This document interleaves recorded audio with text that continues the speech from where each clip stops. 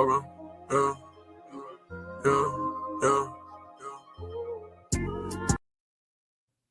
What's good, YouTube family? It's your boy Norris with Souls of Thought. We got 1/3 of the No Middleman podcast here tonight. Got our girl April on here, Milk of Magnesia,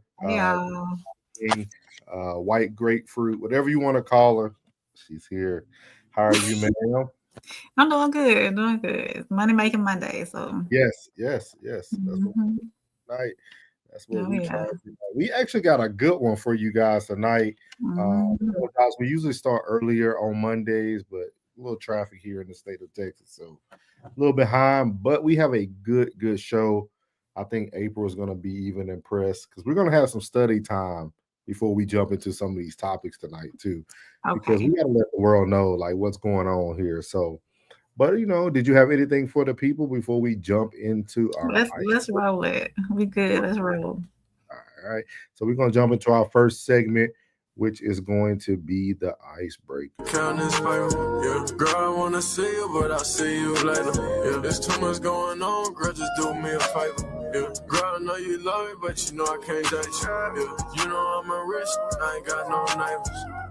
I get millions, yeah, you haters.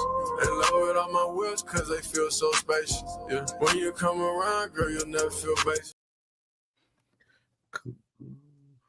We have Oz in the building. Why is it not showing? Hey, Oz. We got Oz in the building already. Everybody, make sure you hit that like button.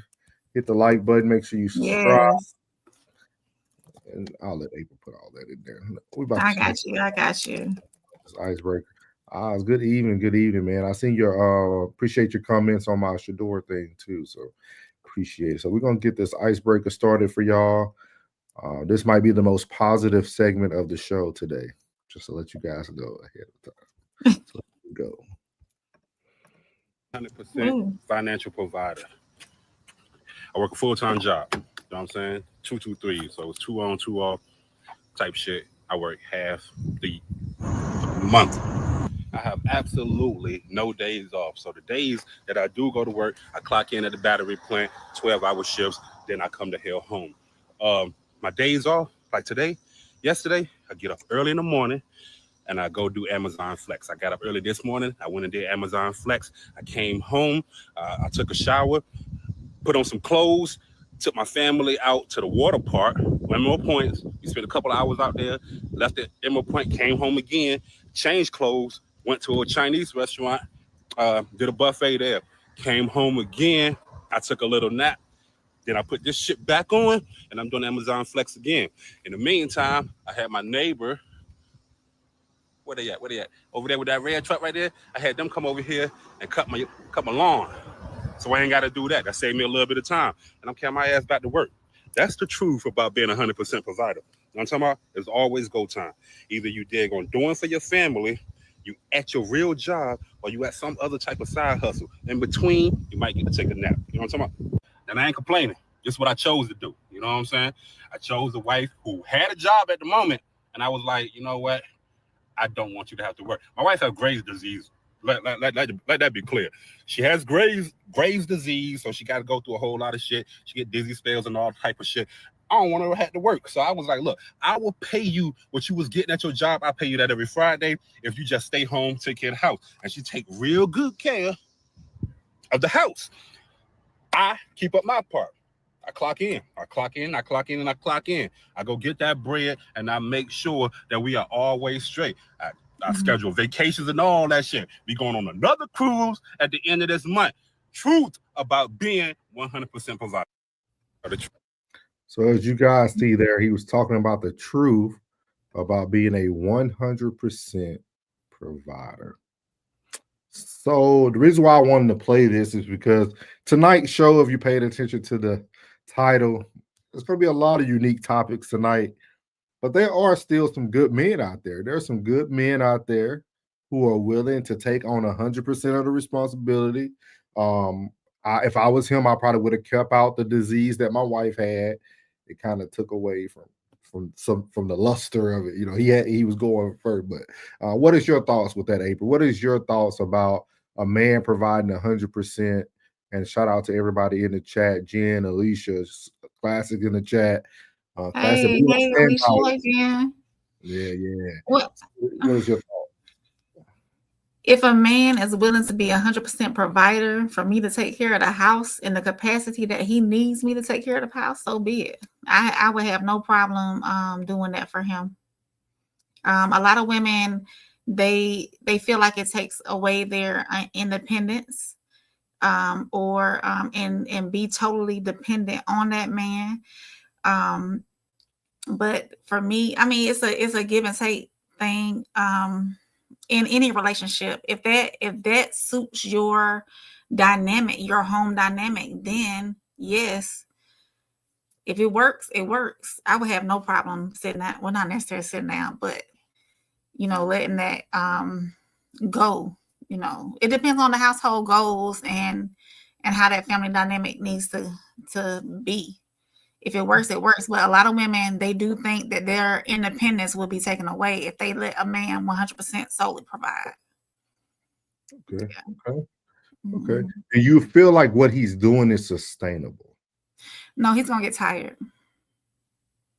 He's gonna get worn out. He's gonna get tired unless there's an end goal for him. Like to me, from just watching the video, there's no end goal for him.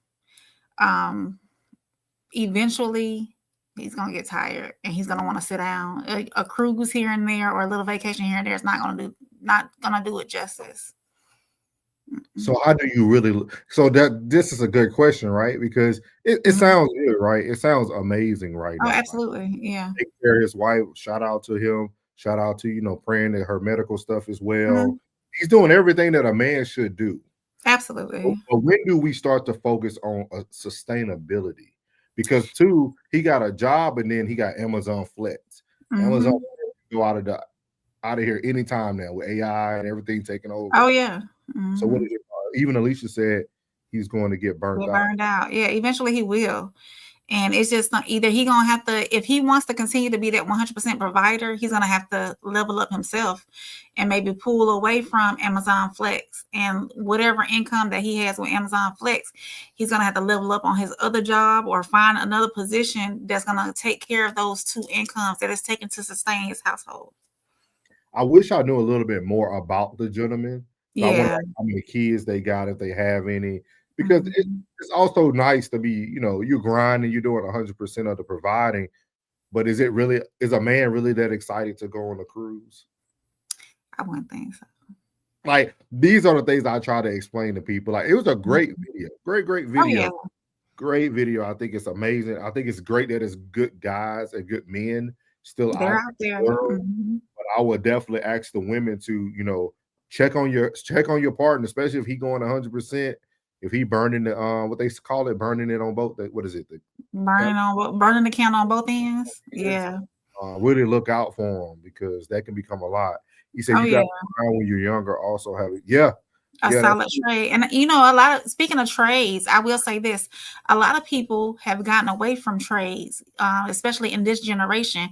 We still need electricians, we still need plumbers, we still need HVAC workers, and they make good money. We still need welders, they make good money. So if anybody's listening to this too, don't let anybody downplay whether or not you want to do a trade. Go to community college, get that trade because they're making bank. They're making money. So don't let anybody think that, because you're not going into technology or you're not going into the military, etc. Don't get something that you can sustain. Not everybody's not meant to be in an office typing on a computer. If you're good with your hands, use what God gave you and go be a welder or go be a plumber, go be an electrician. There's still money to be made in those areas. We still need those trade workers out there. Well, when you think about that too, he's kind of like your blueprint of what we've seen in like the early 70s, late 80s. A lot of those men, once they start working, they're not here too much longer. Like your body gets beat up. Because I want to say he said at the beginning he works at like a factory for sure. He said he goes to the factory. I think he said he goes to the factory, then he comes home, take a nap, and then he'll get up, do Amazon Flex. Look like he did Amazon Flex twice a day. Twice a day, yeah. Yeah, so just something to think about, man. But shout out to you, man. AZ Almighty, shout out to you, man. We I think see you. Yeah. you definitely seen, man. And you was on Anton platform, so you will definitely be seen. You probably get some free gifts somewhere around here. Oh yeah, most definitely. But yeah, with that being said, we got to get to the real topic at hand today. And the title on the thumbnail today said, "Men will men ever be enough? Man? Will men ever be enough?" And we're gonna play you guys a video, but we're trying to do stuff different on our channel compared to other channels, and I wanted to give people a little lesson, man. Because everybody like to go to the word, everybody likes to talk about Proverbs woman and being a virtuous woman, and we go through these same thing. It's like insanity is doing the same thing over and over again, expecting a different result. But I want y'all to understand that, when you get these women out here who are ungrateful, these women who don't care about their partner, these women who can have the perfect partner and it still not be enough, there's nothing new under the sun. In the book of Hosanna, for y'all Bible scholars out there was a wife named Gomer, however you want to say her name. But she was married, and this gentleman had to actually go and get his wife a few times throughout. I'm not going to read this scripture to you guys. I just wanted to have it up here for you guys. This is Hosanna chapter 3. It talks about this, but I'm going to give you guys a little bit quicker version of it, broken down through our beautiful friend AI here. As you can see here in the Bible, it says you had to repeatedly pursue his wife. This man had to repeatedly pursue his wife. Hosanna is the prophet. God commanded Hosanna to marry Gomer, who was known for her unfaithfulness, and later, after she had left him, to redeem her from slavery. This was a symbolic act to illustrate God's love and forgiveness for the Israel's unfaithfulness. And when you really go into her story and his story, they actually had 2 children, which God had them named a certain name, which one was like, it talks about like, he gave them names that went with the people that were being like not loved and unfaithful in Israel. But I think it's very unique because a lot of times we always just talk about what it takes to be a great woman or what a man should be. And then we always fighting about Adam and Eve. But guys, you guys need to know before you start hitting your head on the wall and you keep getting angry because of these videos that we see, all this stuff has already been taught to us. These quarrelsome women, this is one of them right here. And God told him to continue to go and pursue your wife. And the reason why I wanted to talk about the pursuing your wife part is because on this panel and on our podcast, on our show, we always talk about tolerance. And women always look crazy when you're saying, oh, should I just keep getting cheated on? Well, he did.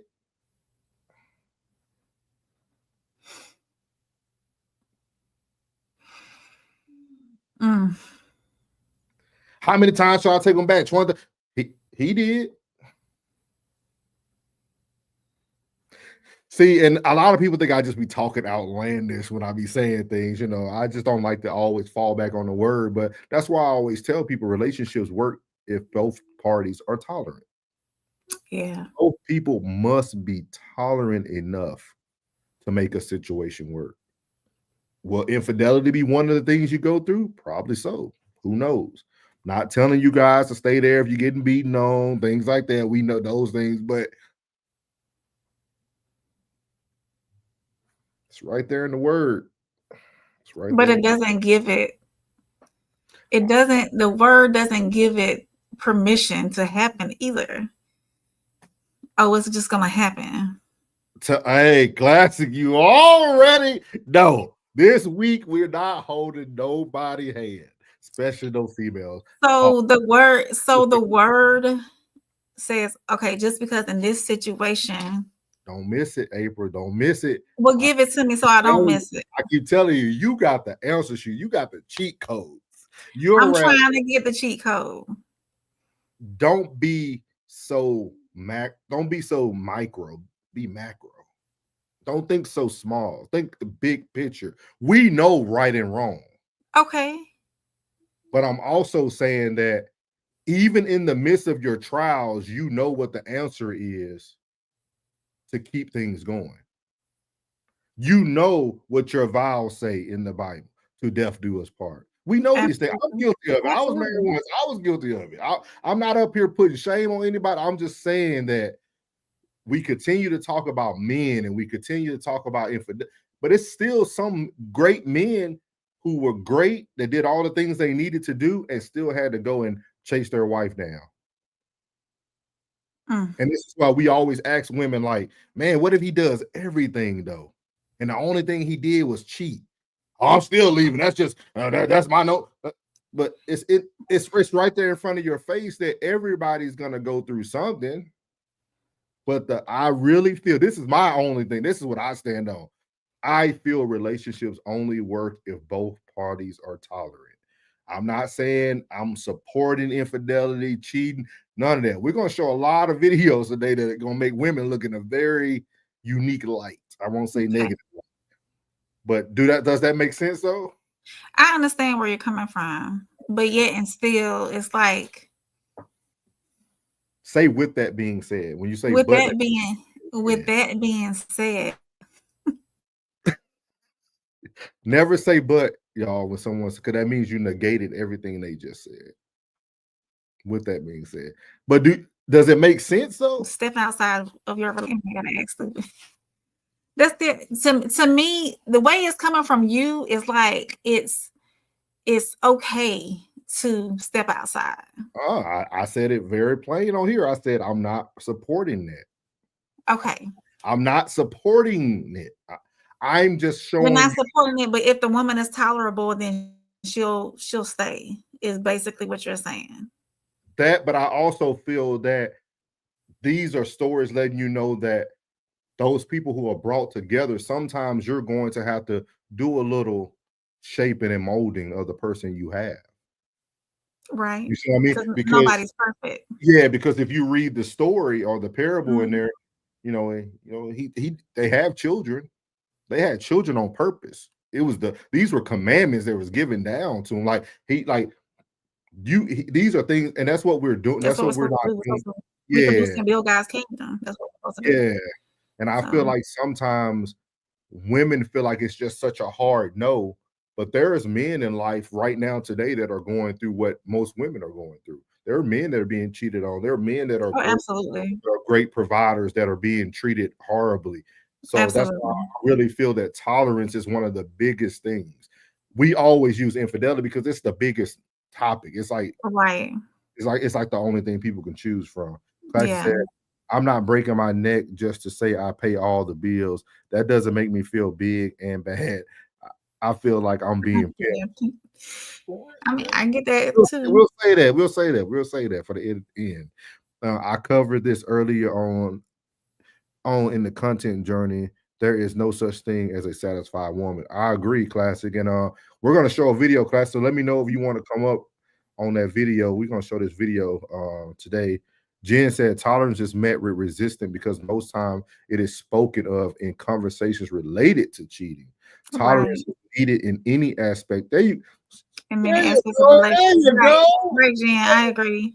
It's across the board. Yeah. It's not just about infidelity. It's about, being submissive. It's about being, that emotional support system. It's about tolerating that woman or man if they had a bad day. You just got to let them walk past you. It's toleration and all and everything. Is that a word, toleration? Yeah, it is. You're gonna make it one if it ain't one.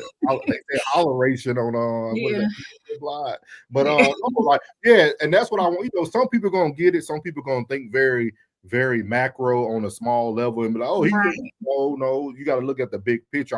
I'm not here to give y'all an hour of Bible study. That's not my role. Yeah. My role is to give you where the source is. Go read Hosanna. And it'll give you what you need. I mean, that's how I look at it. But I just wanted to start bringing things to the table. Like we talked about being equally yoked on our last live that me, April, and Plug did. Like just showing people what these things really mean. but understand that, you know, these things exist out here, man. But we're gonna move on, and I wanted to read that first because we're gonna talk about a lady who is literally saying what I said. She has the perfect husband, and she's not happy. Let's listen. Your life every day. Every day you gotta deal with somebody. Is marriage even worth it? It's not. It's not. At some point, you're gonna realize that it's always best to just be alone, because I've been married for about 7 years, and I don't even know if this is worth it. Like, and not saying that there's anything necessarily wrong. There's nothing wrong, and that's the point. Like, I don't even know why I'm upset. I'm just like not thinking that I made the right decision. Like, and I am a good man. I do, and that's not the point. The point is, it's like you really do lose yourself. You lose your sense of individuality. You lose your sense of peace. And this could be even to a good man. Like, you're gonna lose something, and I don't think it's worth it. Like, I've always had a dream of like moving to the city and moving on, like moving forward. Like life is supposed to be experience. Like, we're supposed to be doing new things and traveling and all that. And I do all of that. But at some point, like, I don't know if I want to continue doing this every single day of my life. Like, always checking in with someone, always having to consider their feelings, it's always somebody else. You're never alone. Like, you never have a moment to yourself. You never can do that. And I don't know, like, and there's gonna be some bitches out there that say, like, oh no, you should no, like, be fucking weird and not a realized couple. All right. So before I'm gonna let April start. No, go ahead and start. April. Go ahead and start. But I'm gonna point some things out to y'all too. So the first major thing that caught my attention is that she's saying she lost her individuality, and that's on her, honestly, because every couple needs their downtime away from each other. I mean, some depending on the relationship dynamic or whatever.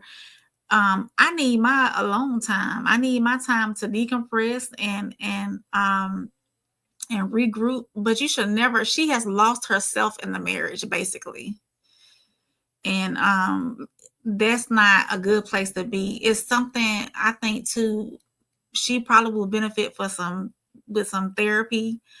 And I honestly, I don't think she was ready to be a wife either. That's what screamed at me too, because she said she's been doing this for 7 years, and she said she didn't want to have to check in anymore and have to always consider somebody else's feelings. And everybody's not meant to be married, but I don't think she was ready to be a wife either. Those are the two things that stuck out just watching that little bit. And Oz said, in a solid relationship, you should lose aspects of your individuality. You're my partner, my teammate. I get that part too. That's a good point. That's very good. That's very good. Yes. Before I get seeing both sides. Yeah. Before I get on my rant, I want y'all to see this. What she said doesn't surprise me, and I'm gonna explain that later. Mm-hmm. But look at this is what gets me. You get women. Even a good man is draining. Mm-hmm.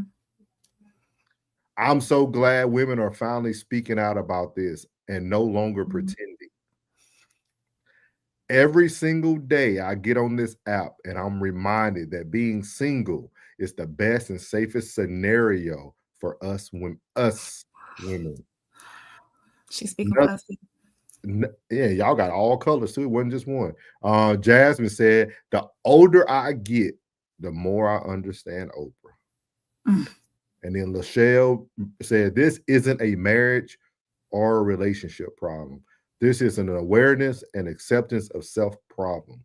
Do what's best for you, but be careful of telling everyone they should be alone or being with someone isn't worth it. And She thank you, say the facts. thank you, Miss Lachelle. Lachelle, absolutely. Wherever you are in the world, thank you. Thank you, Jesus, for Miss Lachelle. It's not the fact that she's married or in a relationship. It's herself. That's why she said she lost her individuality, and she just didn't really want to have to check in and consider somebody else's feelings all the time. That's why I said I don't think she was ready to be a wife. Was she not ready? Was she not ready to be a wife, or was she just telling the truth as a married woman now?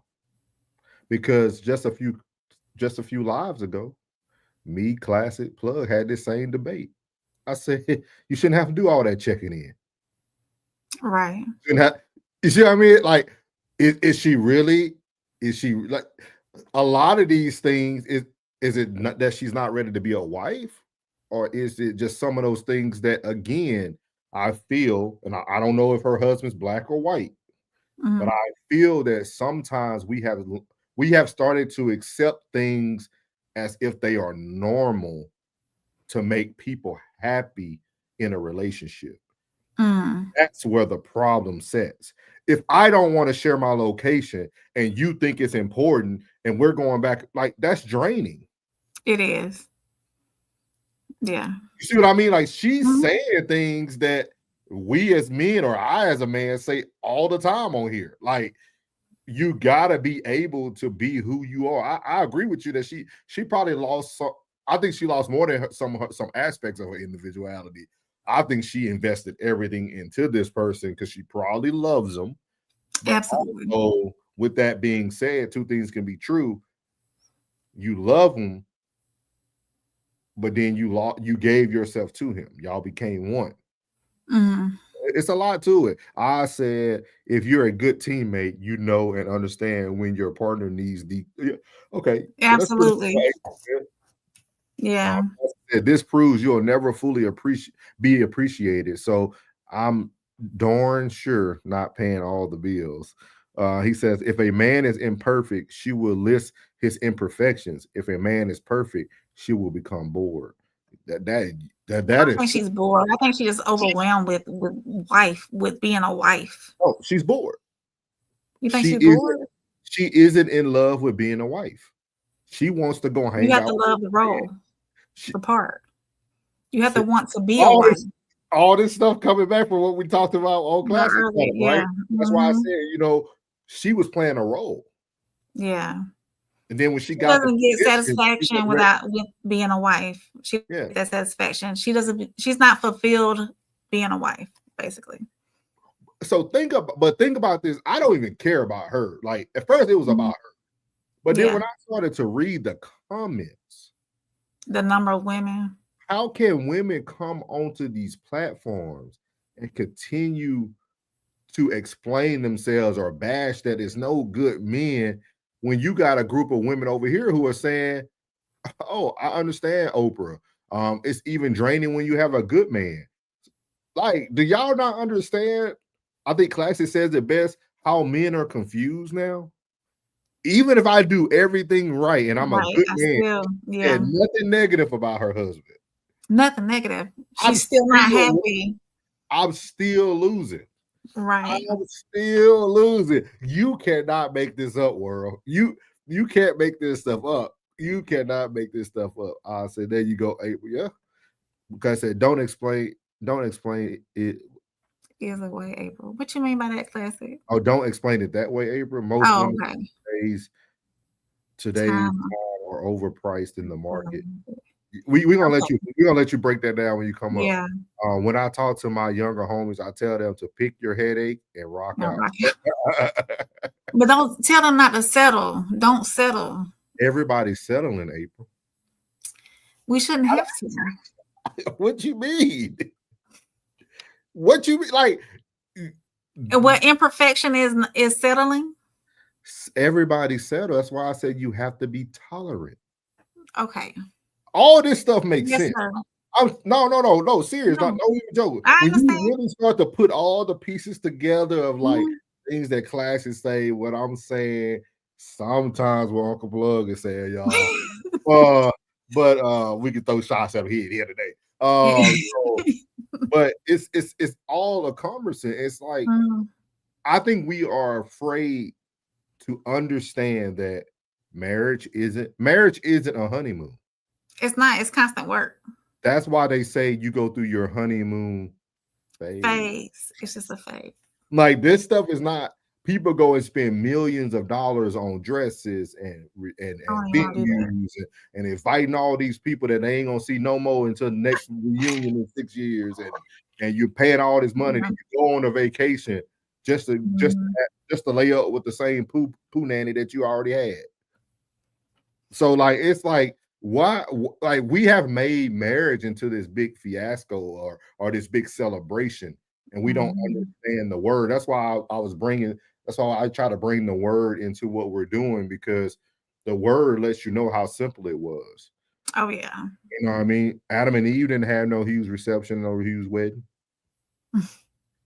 He said women who have dated women totally understand what we try to get the rest of you all to see. The experience of a long-term relationship with an American, I love how he does that. American woman is mid at best. I love that American woman. I love it. American woman. I say no, we're not settling for some. For some, our headache in life is full. I don't need any more drama. Yeah, That's wrong. yeah. Yeah. And if you're not willing to settle, you will be single, and it's okay. Yeah. I think it's okay. I think it's okay. I think it's okay to be who you are. I think that's what she's learning. I think she wasn't able to articulate herself very well just Because because she was so emotional. she seems very emotional. She had Mhm. to take a little spiff, you know what I mean? She's stressed. I'm praying Yeah. that she doesn't have children. Mm. That's my biggest thing, because if you brought children into the world, now it sounds like even when a man is doing right, a woman would still break up their home. Oh yeah. And this is why the women are leading in divorce, filing for divorce. Like the things we say, I know it don't sound good because it sounds like we're bashing women, but it's just the reality of what's going on in the world. He said it's Right. called settle down. I Hey, class, I you know got we you. got our glasses on, class. I try not to. Yeah. Jen said, appreciate it. Jen's on Twitch. If anybody else want to go support the Twitch, we need to get them people on Twitch. We over there too. It says if we're a betting person, I would say that she most likely does not communicate this to her husband at all. Well, she did probably it. doesn't. She did it now She to the knows whole world. Yeah. Let me see how many people. now. I think we all have been told a lie that I don't know. I was watching the rest of her content. I don't even know if that's like really, if it was for clickbait or not, because she goes through that and she's still making videos. So I don't know. Mm. But Jen, you know, a lot of people don't like to have those type of conversations, and women don't want to hear. She probably don't want to hear the response from her husband. That woman in the video is pure evil. She knew she wasn't ish from the get-go. Mm. He said, I agree, classic. Like, I'm gonna do a classic today, what he did on his today. Nah, man. I'm gonna try to protect her a little bit. Why is she not anything if she's living her truth? If she haven't brought any kids into the world, I don't think nothing wrong with what she's doing. I'm glad she figured it out now before she brought children into the world. That too. Like now, we correct me if I'm wrong now, y'all. Like that's like I would rather her live in her truth now and know that hey, this is not for me, than to start to what's the big word for it? Is it what's the word I'm looking Procreate. for? Yeah, that word that April just said, y'all. Procreate. He said if you play with Reproduce. he said if you play with my time, you hate me. So basically, if she files for divorce or whatever, that's 7 years of his time gone down the drain. Is it? That it just depends on how he looks at it. That's what I'm saying. Like, And what's called it said something very interesting when I was watching it. He was saying that this is how red pill men are created. This is what happens to a man who was good, who then has to turn bad. Right. Like, I did all this, and now you want to lead? Right. Man, I don't know, man. She's making it harder for the next woman if she does leave. He'll never give himself the way he gave, to another woman the way he gave himself to her. I said, then be honest with her partner if she is. Salute. That's what I said. Like, I think it's one of those things that, man, I wish she would have gave more. These are those type of scenarios you kind of want to know more. I'm gonna assume that she don't seem like I think she would have brought up if she had children. Right. Yeah. Jen said facts, April. Yeah. But I think this is something you can learn from, and I think men be very careful with women who say they love you. Yeah.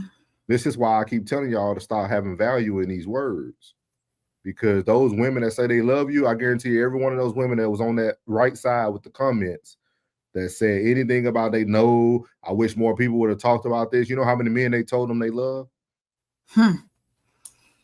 You know how many men invested in them, probably went on dates, took them out, long-term relationships.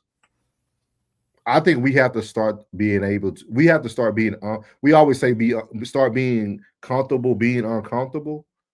That's what relationships should be. You need to start being comfortable, being uncomfortable. You should be like, man, he texted me and said he want to talk this afternoon. You should be nervous. You should be sweating. Your arm picture. You like, oh, what do you want to talk about?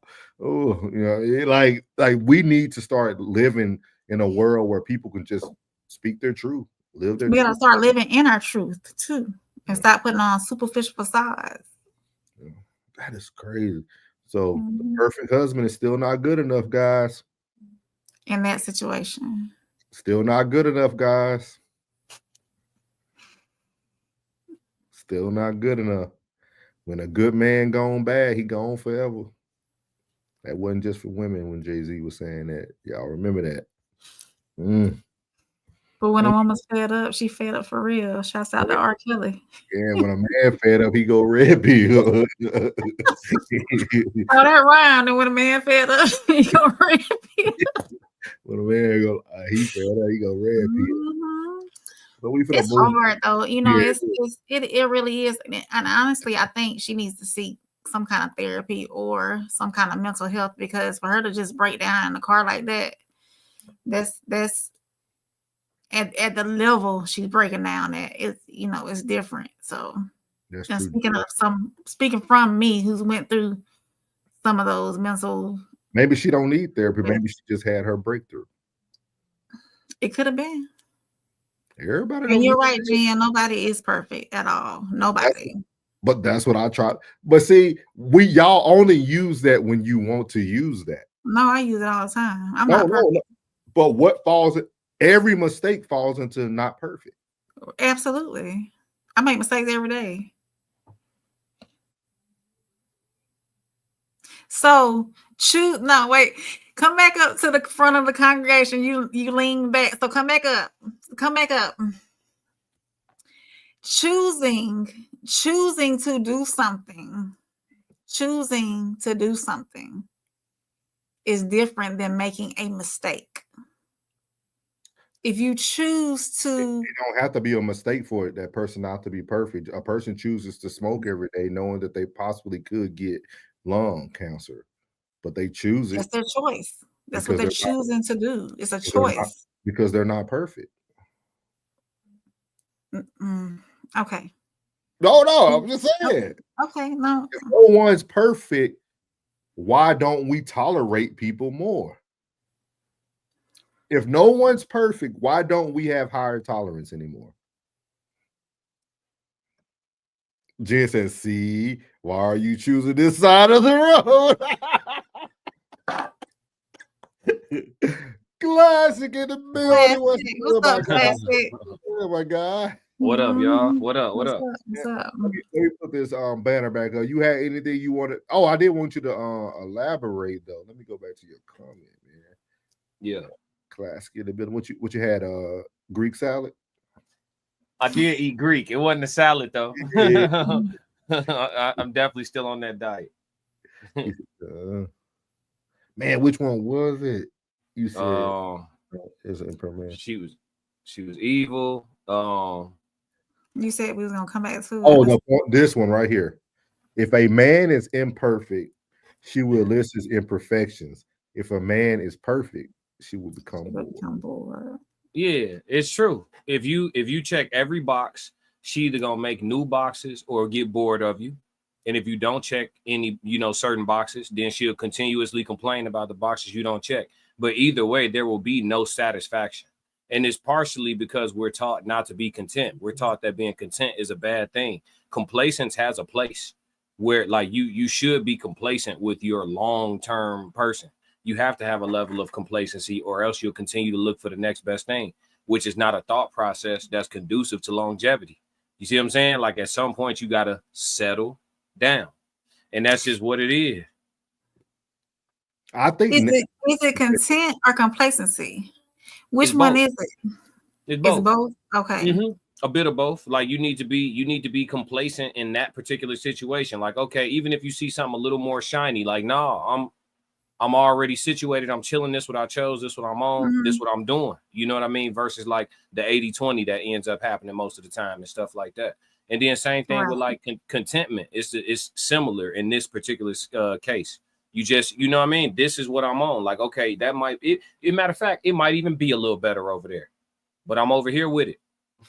That's just what it is. You know what I'm saying? So I think it's necessary, but we taught that those things are negative.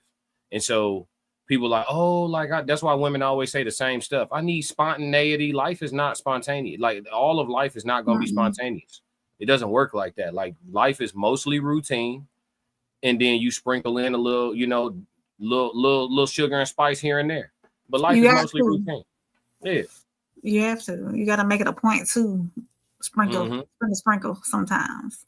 I think marriage is nothing but a bunch of negative verbiage that we aren't willing to accept.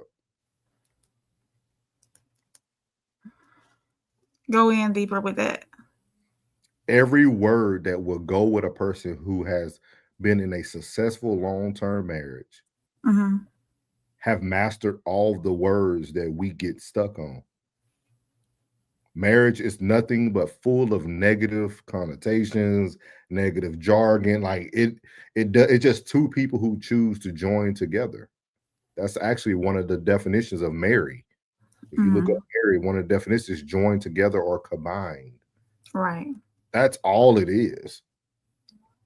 But we live in a world, like Classy said now today, where no one's willing to take the negative, which is crazy because even when you go mathematical, two negatives make a positive. I mean, that's too deep. We don't want to go there. But I'm serious. Like, I really feel that once we start to understand that marriage and relationships, there's going to be a lot more negatives than positive. Yeah.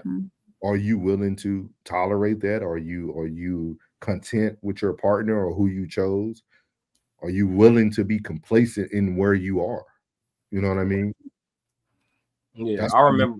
Go ahead. Now I was gonna say, I remember telling an ex-girlfriend of mine she complained too much, and she was like, "Well, if I complain too much, then why are you here?" I was like, "Because the next one gonna complain too much. That's not a quality you leave over. All of y'all gonna complain too much. That's on every make and model. That's standard. You know what I'm saying?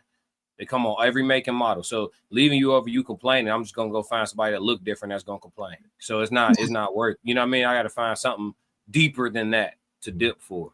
Right. Yeah. And I hate to be the guy that brings it up, but most women who leaves a man because he cheats, the next man does what? Cheat. It ain't that deep. It ain't that deep. I mean, it sounds. But that's that mistake that he's choosing to make. It ain't no mistake. It's not a mistake. Most men cheat because of the woman. I'm just saying it. I know it's unpopular, but most men cheat because of their woman. It's just what it is. Most men, when they pick their woman and they settle down, they not planning on being a cheater. They wouldn't even lock in with you if that was the case. Right. You know, especially these days, 9 times out of 10, you already hitting that before y'all put a title on it. So it's not like you gotta put a title on it. So if you put a title on it, it's because you actually have good intentions. A lot of times dudes cheat because of neglect and voids. I'm telling you, men Yes, cheat I was to going to fill ask you, voids. what are some of the top reasons men cheat? Neglect. They're awesome. Neglect of some kind, lack of affirmations, lack of intimacy, right? Women like to get in relationships, get comfortable, stop putting out the way they used to. So lack of information, lack of intimacy, lack of affirmations. There's something lacking. Lack of listening, right? Men do communicate often. Women don't hear well. Men communicate, we talk. That same post that I went live about, that shit got almost 10,000 likes on it. That where I wrote in the comments of that video, if a man is quiet, is because he tried talking. That shit up to almost 10,000 likes on that one comment, just because so many men agree with it. It's true. Like, we talk, Right. and then we go quiet. Yeah. Yeah. That's really the problem with these spaces right now. Women are trying to join the conversation instead of listen to the conversation. Men are talking every day. Every time you click a YouTube video, regardless if it doesn't sound well right to you, if it don't sit well in your soul, it might hurt you, or you might want to come back with a jab. But if you really just take the substance, that it's there. It's there. It's I mean, even from the simps to the red pill, everybody's giving you a little bit of something. You just have to be willing to take it and stop worrying about the messenger or how the message is relayed, and be like, you know what? He hitting on something there. Because I used to always ask women this when a woman would talk about their ex or something. I used to ask them, like, so what would you done better in the relationship? Because the ex don't matter no more. But you are still that's why on my video on TikTok I said women who are single are the common denominator. If you're always single, you're the common denominator. Don't matter what action the man did to lead to you being single, you are the common denominator. So why is that man leaving? Kind of like Classic said, no, a lot of women don't ask that. A lot of women go right to, oh, I can't believe you messed with that stanky girl. Oh, and she fat. She did. They go right to actually judging the woman, how the woman looks. Oh, she got tattoos all over her. Oh, she work at Walmart. Like, y'all go and judge all exterior. And you never sit down and ask that man, is like, I'm hurt, but like, what made her better? I've asked why in my relationships that had infidelity, and most of the time it's like, oh, I don't know, or just because. I've asked why so I can become a better woman, to see what you're missing. I want to know what you're missing to where you feel you have to go step out. So, and I always get, oh, I don't know, I just because. So even with a man giving you that horrible answer, right? Do you ever, over these years, are you able to look back and find that answer for yourself? Like, do you know where you could have been better? In some instances, yes, or I would say one instance, yes, because I wasn't always the great woman, either. I've messed up one good relationship. I did, and I let it go. But the ones after that, I'm not the perfect woman, no, but I tried my best to make sure that relationship was being sustained. You know what I'm saying? I tried my best to be that woman, and still they stepped out, on top of not knowing why they stepping out. You got anything for Classic before you? No, they know why. They just didn't want to say whatever it was. They probably just didn't want to say. They know why. We know why. We know why. And I'm not even a cheater. I just know a bunch of them. I guess some men just like to explore their options, whether or not they got a good woman at home or not. Yeah. Yeah, I don't, and I just think that goes back to the safe space thing. Not to put it back on women, but it go back to the safe space thing. Men lie because they don't feel comfortable telling the truth. They can't get, they feel like they can't get their desired outcomes if they tell the truth. So they manipulate to try to finesse, the desired outcome they want. but obviously at the assault of somebody else's emotions, essentially, is what's happening. But yeah, like, you know, like I went through my phase where it was just like, listen, I'm not putting no title on nothing. And not because I want to run in the streets or none of that. Just I don't want what come with the title. Yo, expectations change, the obligations, everything that you want that come with that title. The root word of entitled is title. I don't want it. I'm cool. And when I was on that, I made it clear. Hey, listen, I don't want no. Don't try to put nothing on me. Don't stamp me as nothing. Friends with benefits, nothing. Don't call me nothing. Call me by my name. I'm cool. You know what I'm saying? And I was upfront about that. It didn't stop nothing. It don't stop. It doesn't stop anything. And a lot of times women just appreciate the honesty. You know what I'm saying? Absolutely. The transparency and honesty. Yes. Yeah. But you know why they respect the honesty, Classic? Not used to it. That, but also a lot of times us as men, when we say we don't want a title, we're putting a relief on the woman. A lot of these women are just like men. They don't want it either. So when you go up to that woman and you finally tell her, like, no, hey, we just chilling, man. We ain't girlfriend, boyfriend, we ain't friends with benefit. You call me, you know, if I'm free, I'll hit you, know, whatever. That lets weight off of her. That's the only reason why a lot of women are accepted to the truth, because your truth is usually their truth. Yeah. Yeah, that's the craziest part about it, how manipulative they are, because they want us just as bad as we want them, but it's like they number one goal is to hide it and shit. It's like but then at the same time, I can't blame them, because then the women who are honest about all of the desires that they deal with, we talk about them crazy. So it's like a no-win. It's like a no, but I think there's a level of See? How do I describe it? Say, yep, definitely don't want to talk. See? It's for some women, not all women. A woman, it just depends on what that woman wants. The same thing, it depends on what that man wants. If that man wants a relationship with somebody, he gonna want a title. If that woman wants a true relationship with somebody, they're gonna want a title. But it goes back to what me and Classic was talking to Crystal about yesterday, though. You want a title, but you don't bring everything to the table that requires that title. Like, you see what I mean? Like, you got to bring all the elements. You got to bring all. If she brings all the elements to the table, she said, "I used to, though." If she does, we go from there. That shit tough. Yeah, like, because females cheat so much. Like, we always talk about men cheating. Females cheat so much. Like, they cheat more than men. And I feel like it's been that way. It's just the internet is exposing it. But you got to understand, most men can't even cheat if they want to. Most men have a hard time getting access to one consistent vagina, let alone a few. There's only a small percentage of men who could like move and groove like that.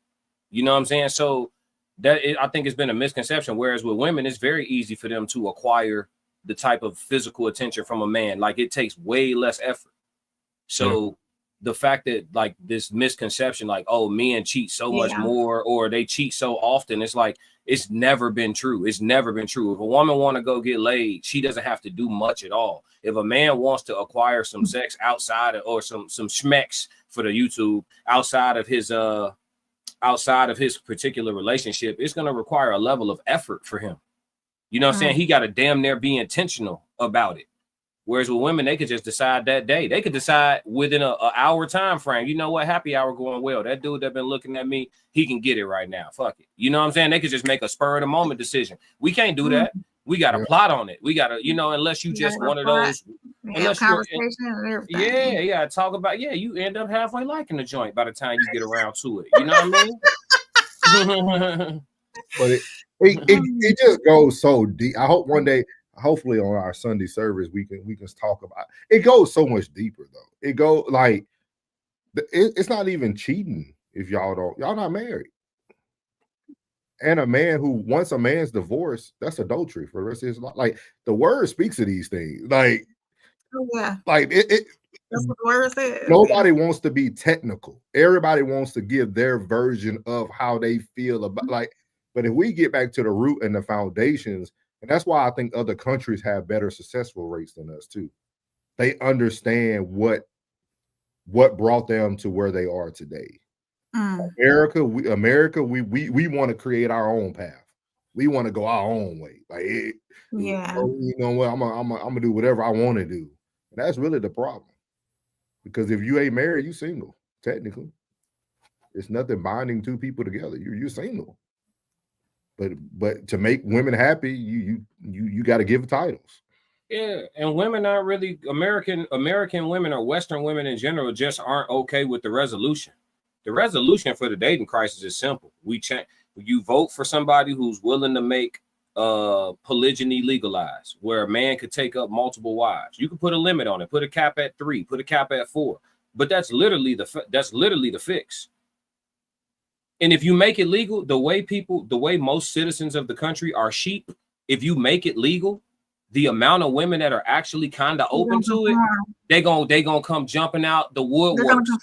Yeah, they already cool with it. It's just not okay to say out loud. But if the government says, hey, you guys can do this, I could talk about it now. You know what? A sister wife wouldn't be so bad. You know, maybe 2. You know what I'm saying? Because you already got chicks like Sarah Fontenot. I watched her say, my husband, I need a whole crew. If I'm going to have kids for my husband, I need a nanny. I need chefs. I need this. I need that. You just need another wife, an extra wife or 2. That's what it sounds like. You don't need this staff of people that you have to pay. These people should be bringing in income and contributing to the village. Yeah. You don't need a staff of people. Get you a man that can afford him a couple of wives, or all of y'all. Sarah, you make good money. Your man you say you don't date men that don't make good money. He make good money. The other wife can make good money. Now y'all got all this good money coming in the house and everybody helping everybody. That's the resolution to most of these people's problems. Most people are halfway in a polygynous relationship anyway. You got the chick, her child, baby daddy, his other baby mama, her child. They get along halfway decent. And then the both of y'all halfway still like the guy, but y'all mad at him because of his ways. It's just be with him. It's polygyny. It's dysfunctional, but it's polygyny. And it's crazy, Clax. I remember when I was over in when I was deployed out in Kuwait, like actually being able to be in the Middle East and watch a dude walking with both of his families in the mall. Mm-hmm. Then you go to their houses, you can see their houses off the highway. They got, because every wife has to have the same thing the other one has, so everything's identical. They got a bridge that bridges the 2 homes together, and these guys and women are some of the most happiest people in the world. Like, and I'm gonna tell you this: when I went to Kuwait, boy, I was like, man, everybody over there looked like Kim Kardashian. Those women that they need to be covered up. The beauty that you see in the middle, that beauty is different. Like it's different. And I remember it was so many black dudes that was contractors that stayed over there, and then they love us because if you marry their daughters, now they got somebody to pass down the royalties to, the money to. A lot of them only have daughters, so they can't pass the name down to nobody, and they don't believe in that. So like, it was black dudes out there, man, who came out there to be security. Before you know it, they've been living out there 10, 12 years, man. They living the dream. Yeah. Driving Bentleys, and they living the dream. They been there, you know, it's crazy, man. It's crazy. So let me play devil's advocate a little bit. Good. So in these relationships with no titles, the man, if he chooses to have 2, 3 different women, that's what he chooses. But the woman, she can't have 2 or 3 different men. Oh no! If I'm doing no title, I don't care what you got going on. Okay? Yeah, I think that's the point of no title. Like you do. That's the point of it. Like, I'm not holding you to the fire. You're not holding me to the fire. Yeah, I'm gonna tell you a horrible truth about it. When you don't put a title on a woman, they more loyal to you. Yeah, they're more loyal. They want to be around you. They want to be in your skin. They want to figure out when you got free time. They want your body. They want your time. They want your energy. They want your conversation. And maybe it's because of the feeling of chasing, or because they can't have it, or whatever it is. But they more loyal. You put a title on it, she step out in a heartbeat. Their work husband be clapping cheeks, but you leave it wide open, and you the only person she talk to. I only talk to you. What are we doing? And when you don't put a title on it too, it's easier to eliminate those who aren't for you. You don't put a title on things, the other people will just fall to the wayside. Yep. The best candidate will always do the hardest running campaign. Mhm. The best, the best camp. Hey, they gonna run the best campaign. Mhm. All because women who say they cool with it, they're not really cool with it. So you just got to be able to see who's gonna run their course. Yep. Okay. Yeah. Let them do what they want, so they can show you exactly what they want to do. And that's why I said one of the biggest things that really bothered me as I got older, I was pissed off that nobody really told me what dating was. I had to learn. That's the one thing I wish I would have, like, because and again, you know, Classic makes fun of it, but that's what I learned with dealing with white people. White people understand dating. Black people think that you're property or a possession. Like white people are like, hey, yeah, we're dating. And women will tell you, oh yeah, me and Mark are going out to Cheesecake Factory on Tuesday. Like, you know, they'll tell you everything because y'all are just dating. It's no like you really got to get your head wrapped around what dating is. And I feel in black society and culture, we don't date. We're told to find that person and you lock up with them. Lock it in. Yeah, like that girl did for 7 years, and now she's miserable. That poor man. Yeah, that poor man. It is bad. He's a victim of her. He is. Yeah, he really is. Yeah.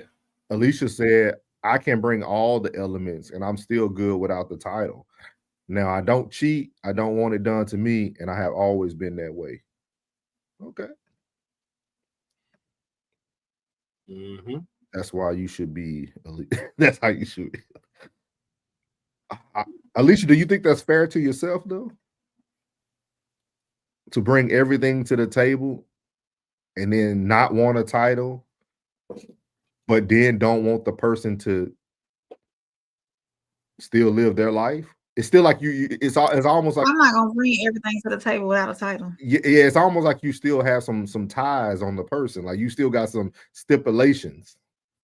And there should be no stipulations with no title.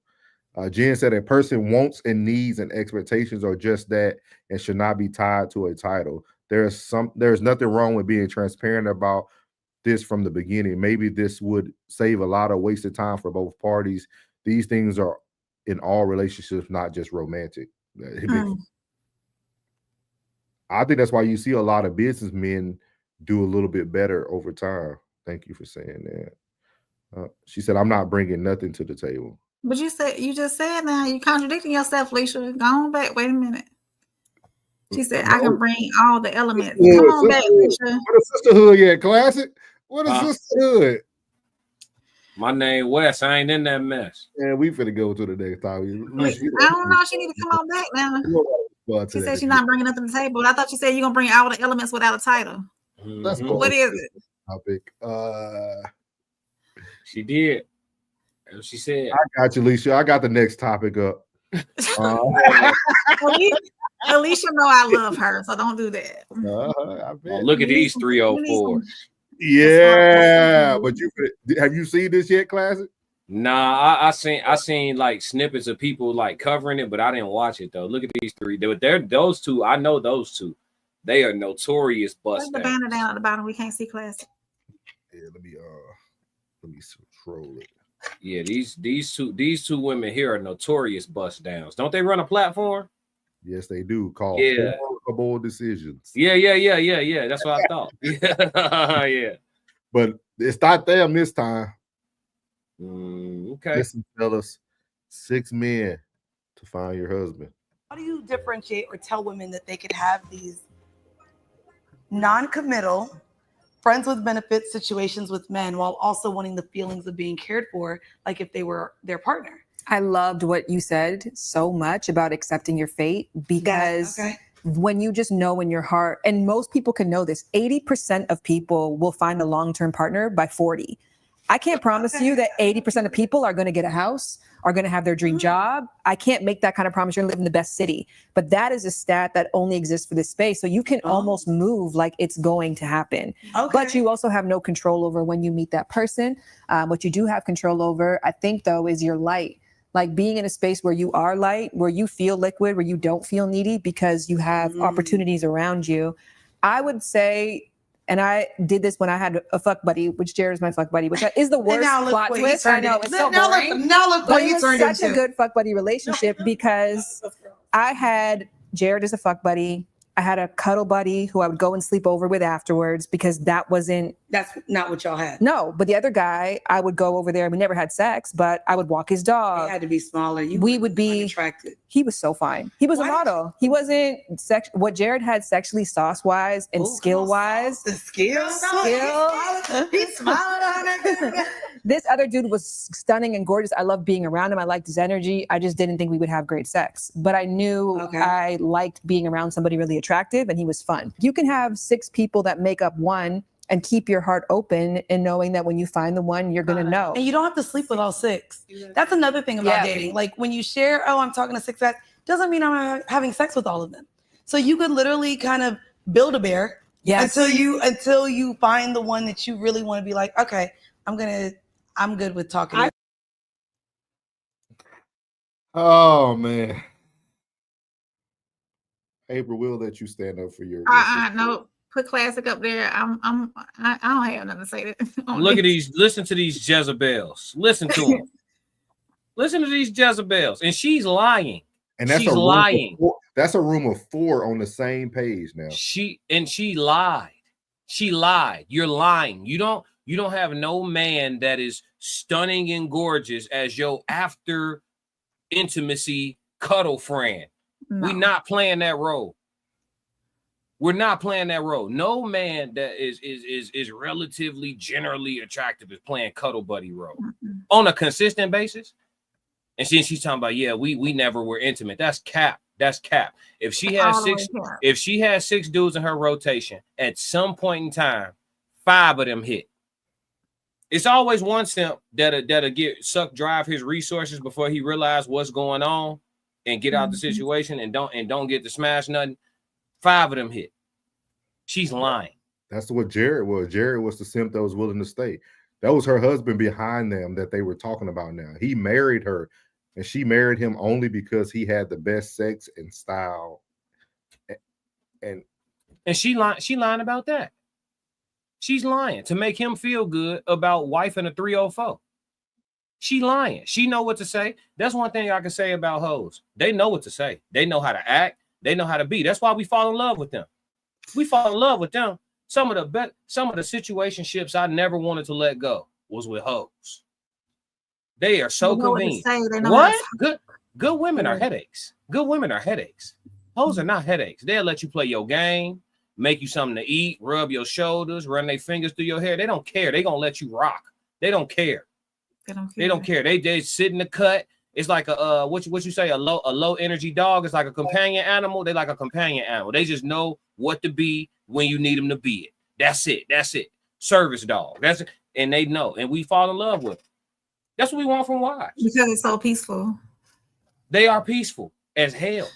Great discussion. 333. Appreciate that. What up? Yeah. Chat 333 in the building. What up? What you think? It's they're divulging too many women's secrets. But no, hold on. Elaborate. Continue, ma'am. They're telling too much of our business. They shouldn't be doing that.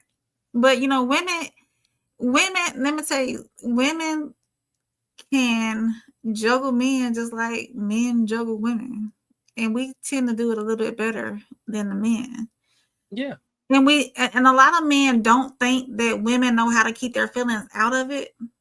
In some instances, we do. We know how to keep our feelings out of it. Yeah, we know the savage. We know the savage nature of y'all. We just not allowed to say it out loud without ridicule. Oh, you're a misogynist. Oh, you hate women. Oh, if you didn't love your mother, just say that. We know y'all savages. Straight savages. We can be. Count the amount of good women in the Bible. Norris, you just said it. You just said it's scriptural. Are there more wives in the Bible or just women? Yeah, off top of your head. Women. And I always tell people, that's why I always tell people when they I could tell somebody who knows the word and who does it, because I tell every woman, your goal is to be a roof. Mm-hmm. Ruth should be who you desire to be.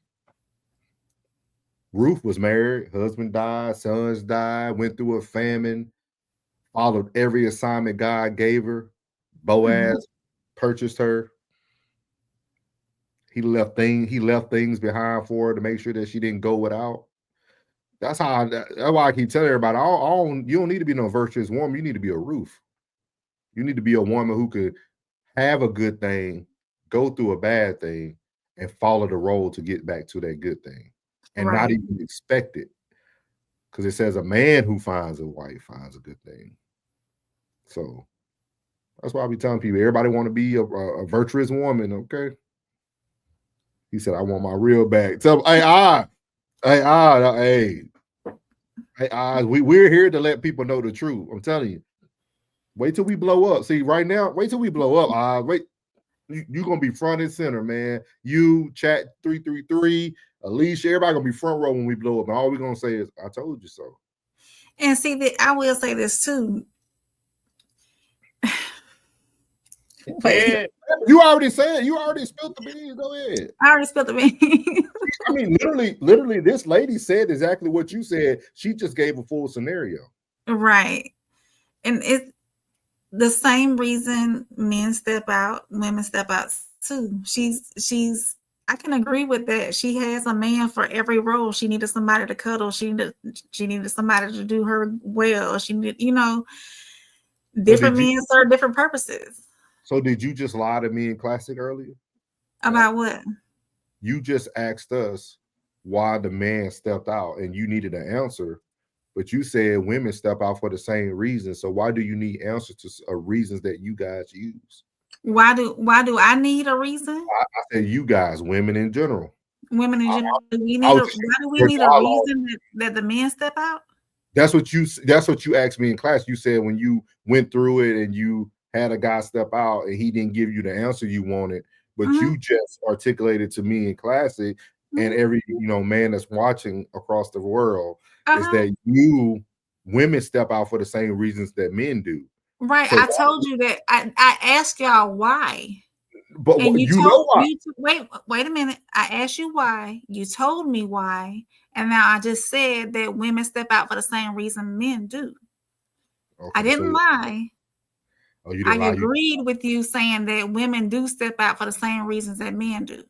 I disagree. How so? Because women are never satisfied. Men are. I can get on the phone right now live with nobody knowing I'm streaming and call 3 husbands that'll tell you they satisfied with their wives. And I can call you 3 wives that I'll tell you, give me what's 2 things you would change about your man? Oh, I could give you 10. Yeah. Y'all never satisfied. It don't matter what boxes he checks. If men were satisfied, they wouldn't step out. That's not no. That's not true. That's not true. That's not true. If a man is not satisfied, he'll leave. Stepping out and leaving, because y'all always ask. Y'all always ask us. He don't step out. Oh no. See, no. Let me bring you home on us. See, y'all always ask. Well, why did you step out? Why you ain't just leave? He don't want to leave because he actually loves her. He actually likes her, and he know for whatever this window of time is. Over the course of our 60 years together, this gonna be a small window, but in this window, you tweaking. And so he step out, get his temporary reprieve, and he bring his solid ass back on home. Men who aren't satisfied, they get up out of there altogether. We gone. Look at some of the rich men. Money don't keep us. When we unsatisfied, some of the richest men in the world then divorced and paid the bread. I'm out. Because they're rich, they can't do that. Because they're rich, they can do that. What's the difference is your common man who is not rich, who is making it the way he can. If it's cheaper to keep her, he gonna keep her and he gonna step out. All right. What you think, Norris? Come on back, dog. Because I disagree. And I'm gonna say Tom Brady is the perfect example. Tom Brady had enough money. He could have stepped out. He could have did whatever. He could have found a woman who was okay with him making his decision to go back to the league 30 days before the league started every season. But he was content. He was happy and satisfied with his wife and his kids. And she wasn't. And she chose to step out with his own trainer. God, I didn't know she stepped out with his trainer. Yeah, it was his trainer. Wealth has nothing to do with the decisions that men make. It just makes them easier when they make them. Like Anthony Edwards, right? I don't want you, woman. I don't want that kid. I'm gonna pay you 18 years of child support. I'm out of here. Like. And again, y'all are talking about these high-paying individuals. I'm talking about the common man who's making median income. Yeah, it's easier. If I give you 50 million to leave, if I give you 50 million to leave, I give you $50. You break it up. You breaking up, class. You going? I'm breaking up. I said if a man will give you 50 million to leave, he'll give you $50. You see what I'm saying?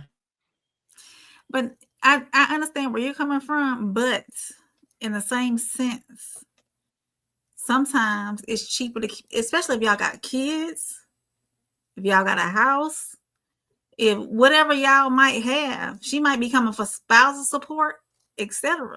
That phrase you just said really shows you that men make their decisions, because you always hear women say it's cheaper to keep her. A man don't care. When he's not happy, he will leave. We choose peace over pay. I just said it yesterday. Men choose peace over pay. Not all men. I did it. I'm your common guy. If you want to talk about I had to pay child support for 2 kids. Not all men. Most men are willing to do what brings them peace. They're willing to do what brings them peace. I need some more women up here. It ain't nothing. It just feels bad when your women are exposing themselves. That's all it is. Peace over pay. Yes, facts. Hey, everybody agree. Peace over pay. Telling you, there ain't nothing like when you work your ass off to pay for a home that you ain't got no peace in. That ain't gonna last but for so long. Mm-hmm. It's no dollar amount. It's no nothing that's gonna keep me locked. That's gonna last but for so long. He breaking his neck, breaking his back, spending his resources, doing this and that, listening. First off, the most expensive price he gonna pay is your mouth. Listening to the woman's mouth. That costs more than whatever alimony is. Yeah. A woman that don't know when to be quiet. Shit. How much you say you want to judge? Send it through. I can't do it. Yeah, I can't do it. Not all men are like you and Norris, but there are some out there who are. All right. I just don't think most women know they annoying. I just don't think they know. He said it's not a home. Classic. Yeah. When you don't have no peace, it's not a home. It's a place to stay. It's not a home. And some men will continue to step out. And I mean, I know 1 or 2 personally who continue to step out because it's cheaper to keep it. So it's out there. She said, April, keep. Yeah. I understand that, Jen. I understand. Yeah. That's generally speaking. Yeah, that's how most men choose their wife, though. The woman they've been rocking with her to a certain degree, and they feel like she may not necessarily bring him peace. He may already be at peace. Like me, I'm an at peace dude. I wake up at peace. Your job is not to be a peace disruptor. Right. Don't disrupt my peace. I got peace. Don't break it. So most men, they choose their wife because they feel like they can, or she brings him some level of peace. That's how they end up at the jewelry store, And then when that's gone, when you become an irritant, a headache, you bringing down his frequency, tick, tick, tick. Time gonna be up. Even a simps, they just leave. They just take them longer. They'll leave. A simp will get out of there. That's true. Yeah. And I'm glad So do Classic. you feel that more women stay longer than men do when they're unhappy? Or you think the rate is about the same? No, I think women leave way faster. And I don't think it has to do with happiness. It don't have to be happiness. It could be boredom. It could be, ooh, I see something shinier. It could be, you know, my friends, my miserable ass circle of friends, or my auntie and them finally got in my ear. It could be, you know, it could be so many things. It don't even have to be happiness. That's just something y'all say because it's common to say, oh, I wasn't happy. It shit don't even be about happiness. What was wrong? Y'all was going on 3 vacations a year. You had to work part-time. You had some kids, and then what's really wrong? What's really wrong? Oh, it's just that thing is gone. What thing? What is it? Call it something. What's the word? It don't even be no real explanation. You just want to go back to the streets. That's it. You got that itch. Jen agrees. She said women leave faster for sure. Yeah, they. Trisha said, "You're a piece of on the way." Not playing. Yeah. Yeah. So what? Man. So now that I think this is something I'm gonna keep doing with Classic, man. Every time Classic is up here, so I'm trying. Y'all know, everybody who know me, man. I'm trying to get Classic to change his palate, man. I'm trying to get him to increase peeing down them slips. Yeah, you know what I mean. Every day, God just drops something in my lap. He like, play this for Classic. You know, so I'm gonna call this segment "The White Side Continues," man. Oh man, because this stuff is gonna be good for the next Queens panel too, because he said they become even bigger headed. But on the Queens panel, it was you guys, and it just it drops in my plate now. But everybody keep talking about, do white spaces have these same conversations that we're having? And I continue to get videos literally just dropping into my place. And I'm gonna play this for you. And I want the women to hear how this woman takes responsibility and accountability after heeding advice from a man. Listen, it's like the first 5 minutes. She even talked about Oprah, like they talked about earlier, but we're gonna play this. If I'm not bringing out the worst in men, then they are in fact assholes. And if this is who men were, then I was doomed. So the idea that I was bringing out the worst in them, I came to think of it as that my attitude was like being surprised. Like if someone kicks a dog and the dog bites, or kicks a dog and the dog runs away, and they think, that dog's an asshole. That is how women interact with men. It's not popular to defend men nowadays, and it's not popular to hold women accountable for their behavior. And let me just ask you, how do you think we got to this place where we've been for some time, where everything is the man's fault and nothing's ever the woman's fault? And it's funny when they mention you, it's this irreverence, right? Almost like you are this goddess. And said, because she's a woman teaching a lot of the same things that you're teaching, and she's teaching them to women. And so I've had your books in my Kindle for years. And when you agreed to come on the call, I thought, okay, I'm going to read them now. And I've been reading them, and I've been loving them. And I don't know that we're like just mirror images of each other, but we both teach. You're teaching women, I'm teaching men. Basically, take responsibility for your experience in life, and let's quit blaming this on other people. And so I'm really loving reading your material, hearing these things about you, about how you feel about men and women, their interaction. So how back in 1991 did you get interested in these what got you looking at this kind of stuff? But one of the reasons I said yes to doing this now is because I'm working on the sequel to the Queen's Code. And which I always knew there would be a sequel, but to my great surprise, the sequel is the King's Code. Oh yeah. It's blowing my mind. So have you read the Queen's Code yet? I haven't completed it. I did read your other book about men. What's the name of it? You tell us. Well, so we have Making Sense of Men. That's the one I've read. I've completely read that one. Okay, that's the only nonfiction book I've ever published. And I specifically published it to get through to Oprah Winfrey, who for Really? some reason, it doesn't matter how many people tell her about me, she can't remember being told about me.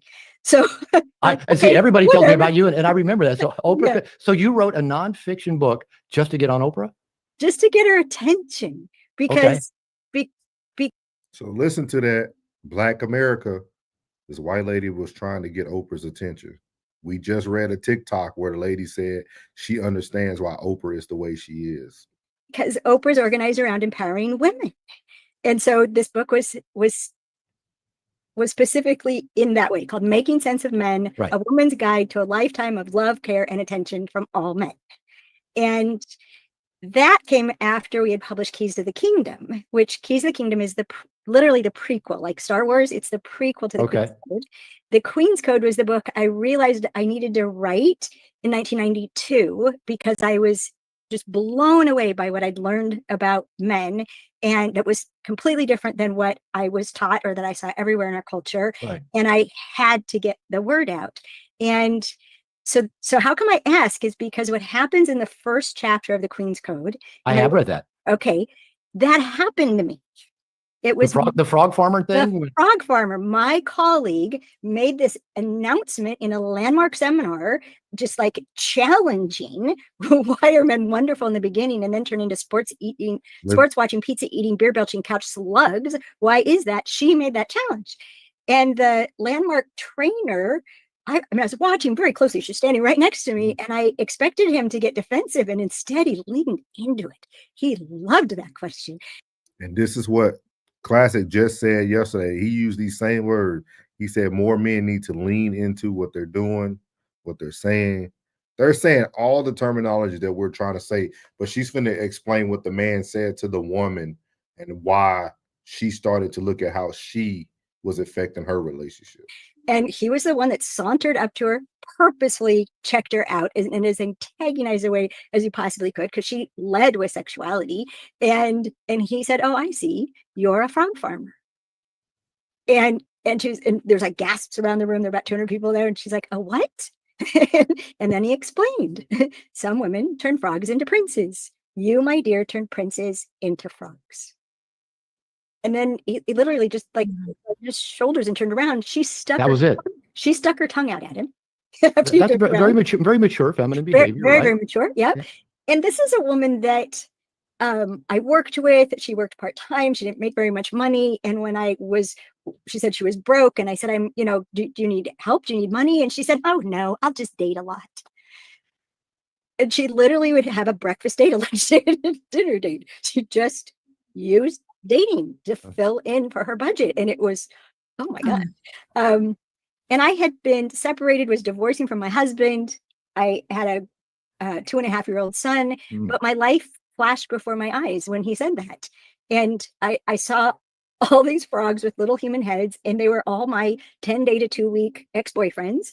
And my Listen to her transparency and accountability. My ex-husband and the relationship that I just jettisoned. And I just knew it was true that I was turning princes into frogs. And I was elated. I was so excited because I'd been part of transformation since I was 19 years old. Now I was 30 years old. And everything I learned about personal responsibility was making no difference in my relationships with men.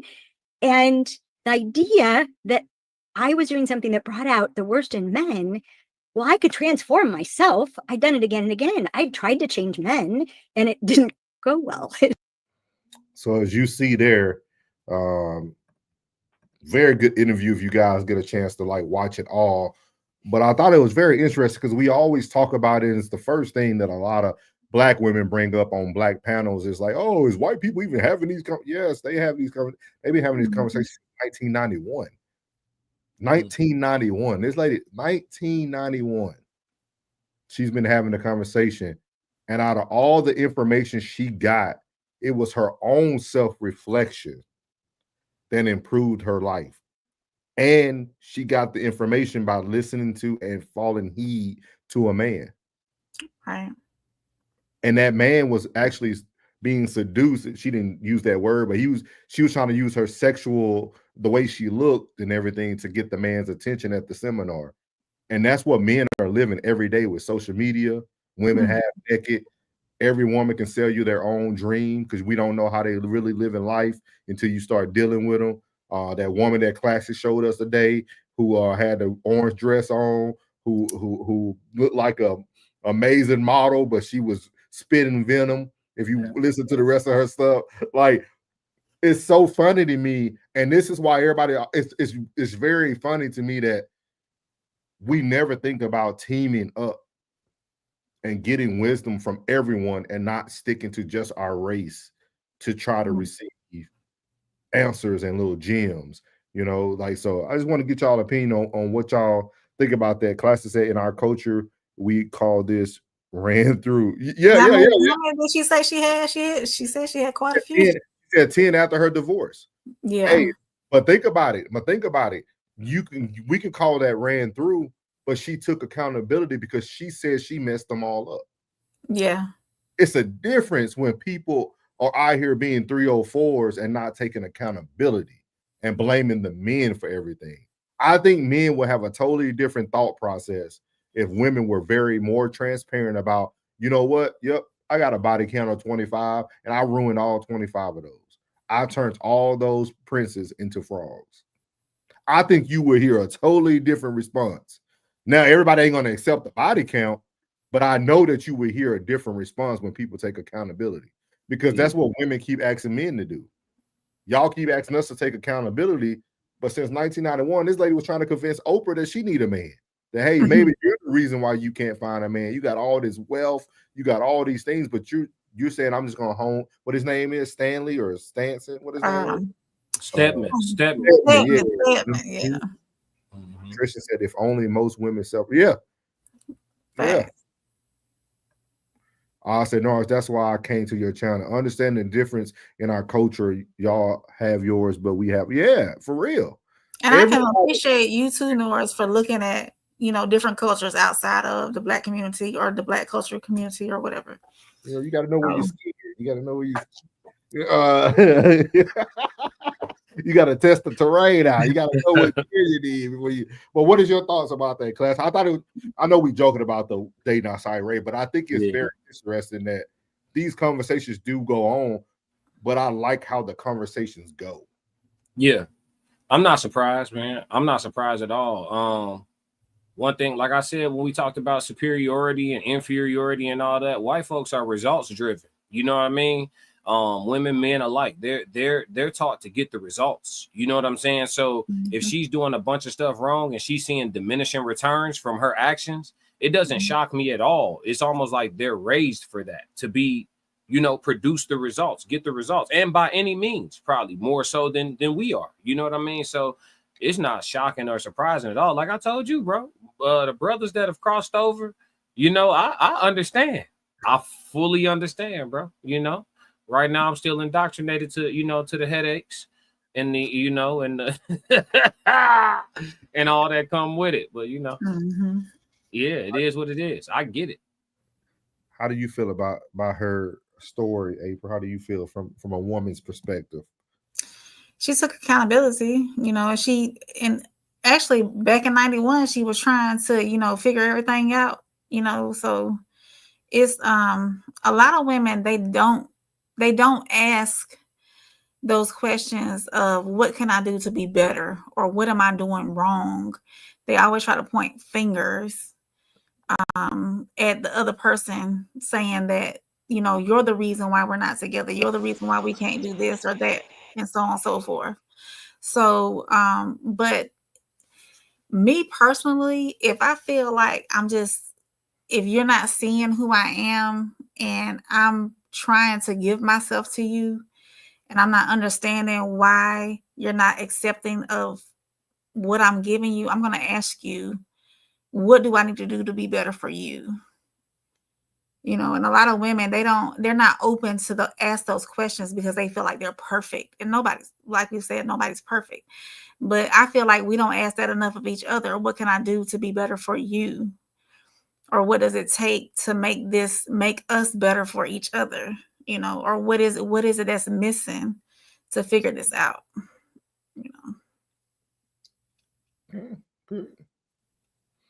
I just would, I really, when I listened to this today, all I could think is, I don't think this type of conversation will work on our side either.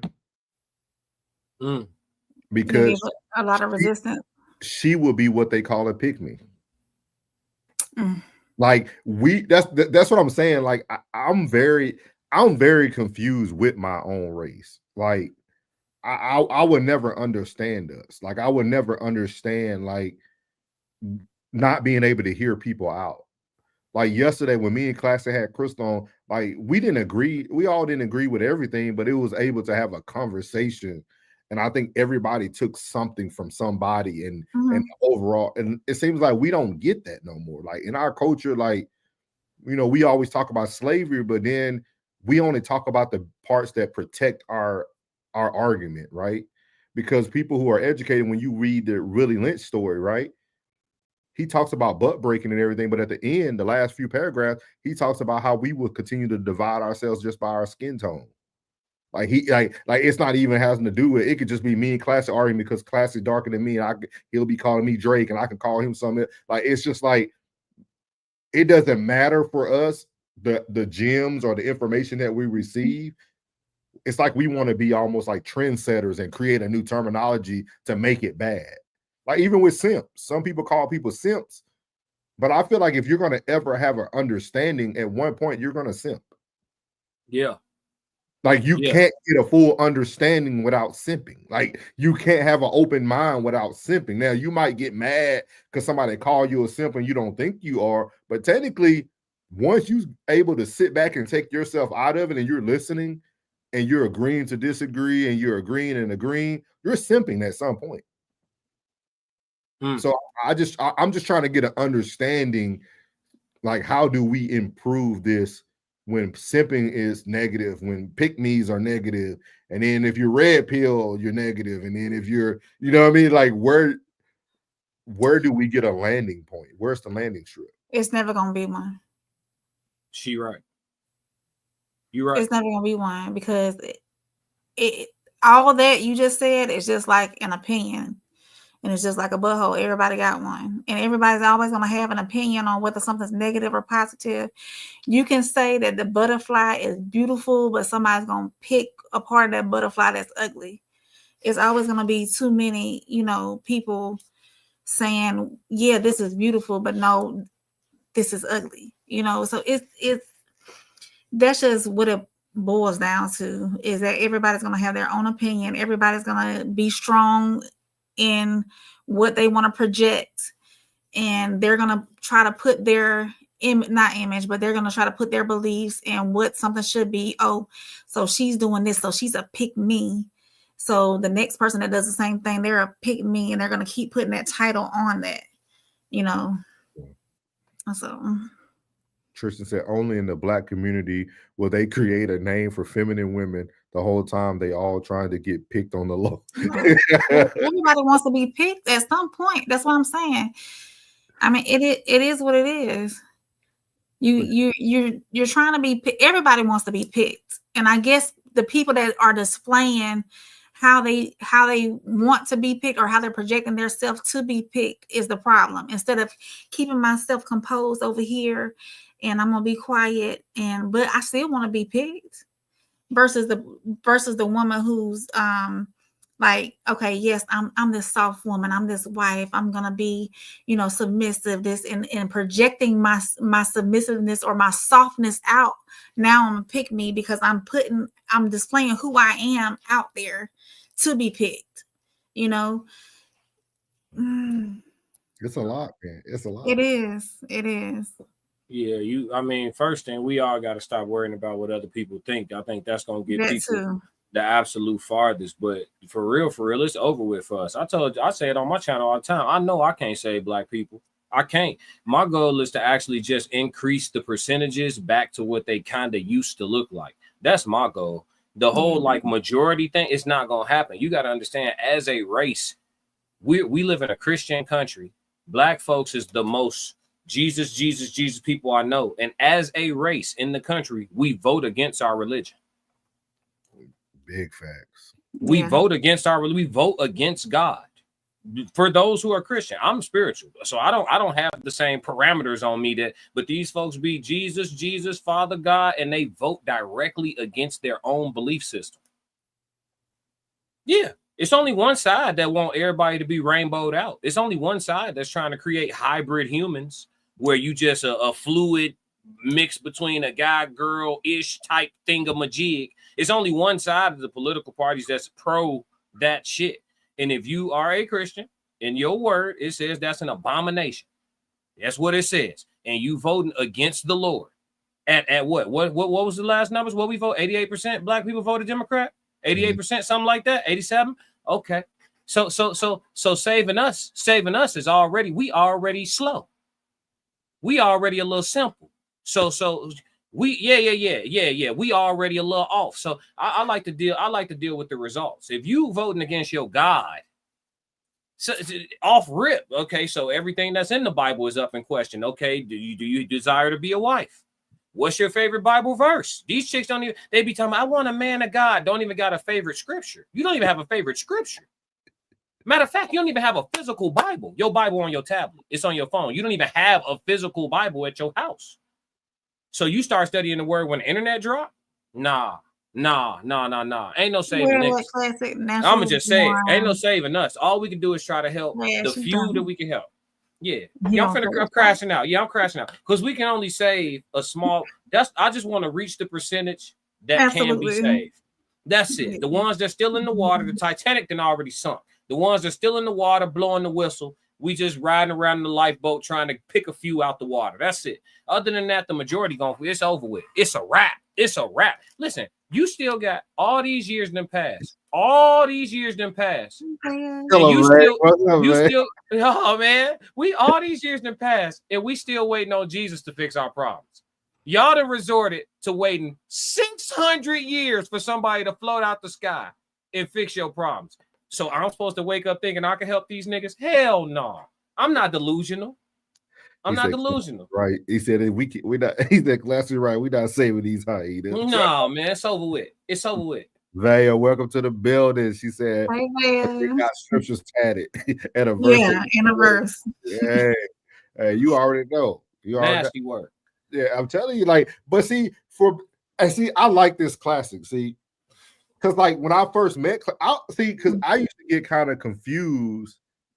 This was my own problem.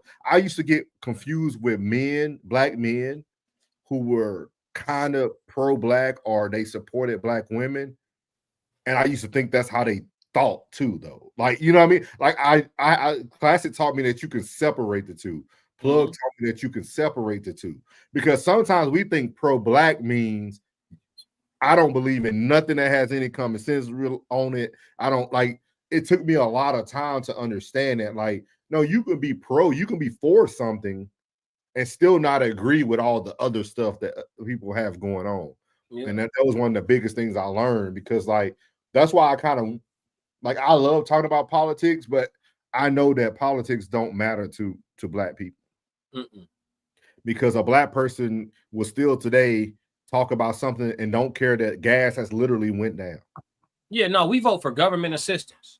Yeah, EBT. We vote for government assistance. We vote for but that's what you got to vote for. When you replace your husband with the government, you got to vote for assistance. Right? When you replace your man with the government, you got to vote for the government assistance. Oh, y'all not trying to give us the money that I put my man out for. I can't rock with y'all. Even though everything else they believe in, go with your God, though. What's more important? Welfare or your belief system? That's why I don't be buying it. All faith this and faith that. And that's why I separated myself. All the people I know who are spiritual and not religious are the people who know the Bible the best. All the people I know who took a real deep dive no longer classify themselves as anything. They be like, I believe in God, but this shit right here, I don't know. You feel me? And that's when I know you actually went and studied. That's when I know. The people who be like, no, you don't get it. You don't get it. Ain't no contradictions. Ain't no. Yes, it is. Yes, it is, bro. Yes, it is. Look at your people. Do your history. Don't just study the book. Study the history of the book. How did I get this version of the book? What the book used to look like? How many books were there before they took books out? What version of the book did the slaves have? 90% of the Old Testament wasn't even in the slave Bible. Yeah. And then y'all wonder why we self-inflicting the same. And that's in the Willie Lynch letter. You brought up Willie Lynch. It's in there. He's designed the shit so that it will work on itself. You don't have to continue to do these steps. You implement these steps, and then generation after generation will self-enslave themselves. We're self-enslaved. Mm-hmm. You still talking about ain't nobody got their foot on your neck. Mm-hmm. So yeah. I'm cool. I can't, you know what I'm saying? So no, I'm not. I like sisters. I like how they look and all that, but I know what come with this shit, man. I know I'm very realistic. I know all of what come with this shit, man. I do. Trisha said, right, we have to call out foolishness that's only going to set us back. Feminism has destroyed Black women, and they still ain't figured it out yet. They figured it out. They just don't care. Yeah. They Is it feminism or is it masculinism? Because listen, is it feminism? Because he's saying that has destroyed Black women. Yeah. Is it being feminine destroying Black women, or is it being masculine destroying Black women? Because that's what feminism is. It's disguised masculinity. Yeah. They gave y'all a view of what they wanted y'all to make it feel like. You know, when you go to the Black History Museum, they showing you the white women on the cover, and then they bring the Black women on the cover of the magazines, and they start promoting all this. So, you know, the woman soldier with the. They wanted y'all to use that word, but it's just masculinity. Yeah, that's all it is. Like, yeah, you can always tell the feminists, because when they describe the man they want, they describe a good ass woman. Yeah, a masculine woman gonna describe, when they describe the man they want, they describe a good woman, somebody to be supportive, encouraging, affirmations, understand their goals and ambitions. You describing a wife. You're not describing a husband. They want us to be hybrids because they've become hybrids. You half woman, half man. So you want me to be able to tap into my feminine when you and your masculine. No, I'm a man 24/7. Oh, but we all have a feminine side. You ain't gonna see mine. 24/7, I'm a dude. So when you and your masculine, there's two dudes up in here. Now that's not gonna go well. You see what I'm saying? So yeah. That's what I'm saying. So no, I know exactly what's wrong with us. I know, and it's self-inflicted. I ain't blaming nobody else. If a Black person blame anybody other than some Black folks, I'm not buying that shit. It ain't the government. It ain't nothing no more. That's been over. I would say that probably ended in the 80s for real. We've been able to really make some moves. We have. That's just what it is. And we do everything backwards. So the grace that we'll extend to an officer that do something to one of us, we'll extend them grace. We won't go to their house and burn their house down or hurt their family or nothing. These people get doxxed in 10 minutes. We won't pull up and go do nothing to them, right? We gracious and merciful. We'll let the court play it out, right? But let you seen what happened to Nipsey, and then you seen what happened to dude family house the same night. They put about 300-400 rounds in his family's crib. Yeah, the same night. No grace period, no time, no mercy, no nothing. We can't find you somebody that's related to you. Hey, come on. Everybody hit all the time, man. That's what we talking about right here. Yeah, man. We do everything wrong, bro. We'll get grace. We'll get grace to the people that's been so-called oppressing us, but then won't give each other no grace at all in the trenches. You know what I'm saying? Everything is backwards. We tough with each other. But let Jimmy the Crickets at the mall act a fool. Don't touch white dude because no. If your ops is your ops. Your ops is your ops. So if these people been oppressing us, they should get the least grace. But we was taught through the religion to be gracious to those who lynch us. That's the real story of Jesus. They tell you, oh no, it's a story of sacrifice to forgive. I have to get into this because it's ridiculous. I'm God, right? I created everything that exists. Do I need to do anything to forgive y'all? If I just want to give you my forgiveness, my grace, and my mercy, do I have to come down here as a human? Do I have to be crucified in front of y'all? Do I need to create this big legend, or can I just decide to be merciful? It's just a simple decision. Y'all don't got to sacrifice a goat, nothing. I can just make a choice. I'm finna start being forgiven. And you already was forgiven. In the Old Testament, God was forgiving us. So what are we talking about? This Jesus getting slain and getting beat up like he did and getting lynched didn't give us additional forgiveness. It didn't. Moses was a murderer before he was called by God. But y'all telling me Jesus brought the mercy? The mercy been here, champ. It's been here. Y'all say polygyny not right. Oh, God want us. No. Noah, who built the ark, his dad, they say, oh, polygyny, men who have multiple wives in the Bible. I done had these debates. Men who have multiple wives in the Bible, they weren't favored by God. You can't even get out of the book of Exodus without finding a man with multiple wives who was favored by God. Everybody couldn't get on the ark, correct? Yep. Noah's father was allowed to be on the ark. He was a polygynous man. He had multiple wives. That's a fact. And he was allowed on the ark. You know how many people try to get on that ark? So we can't, like, these people be throwing around scriptures and they throw around their religion, they throw around this and that, and they have no fucking clue what they're talking about. So no, I can't take black people serious past a certain point, by and large, because we not serious about our fucking selves. We just not. That's what I be telling people. And it breaks my heart to say it because it's true. Like, I tell people all the time, like, because Classy used the term I got my glasses at 25. I was 20. I'll never forget it. I was at 25. And people won't believe me. I read my first book at 25. Like, read a book. Like, I don't know what it was. It was like one of the big transitions, because it was at the time where I was going through my separation, going into my divorce. And like, I was just changing everything about myself. I had lost all my weight coming out of Kuwait. Like, I started reading books and it was no looking back after that. Like, I was talking about, I was like I read something and I'm like, how do people not get this? Like, yeah. I'm talking about, you get it so quickly. Like I always tell people, you know, that's why white people, and correct me if I'm wrong, class, some people might think I'm wrong. When I started reading like Rich Dad, Poor Dad, Think and Grow Rich, all that stuff, every white person talked about nothing but faith in all their financial books.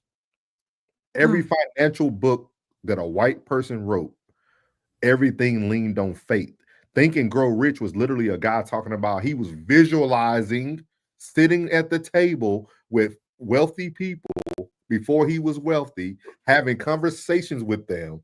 Like, I'm like, these white people are using the faith that y'all stood so strong on in slavery to prosper now.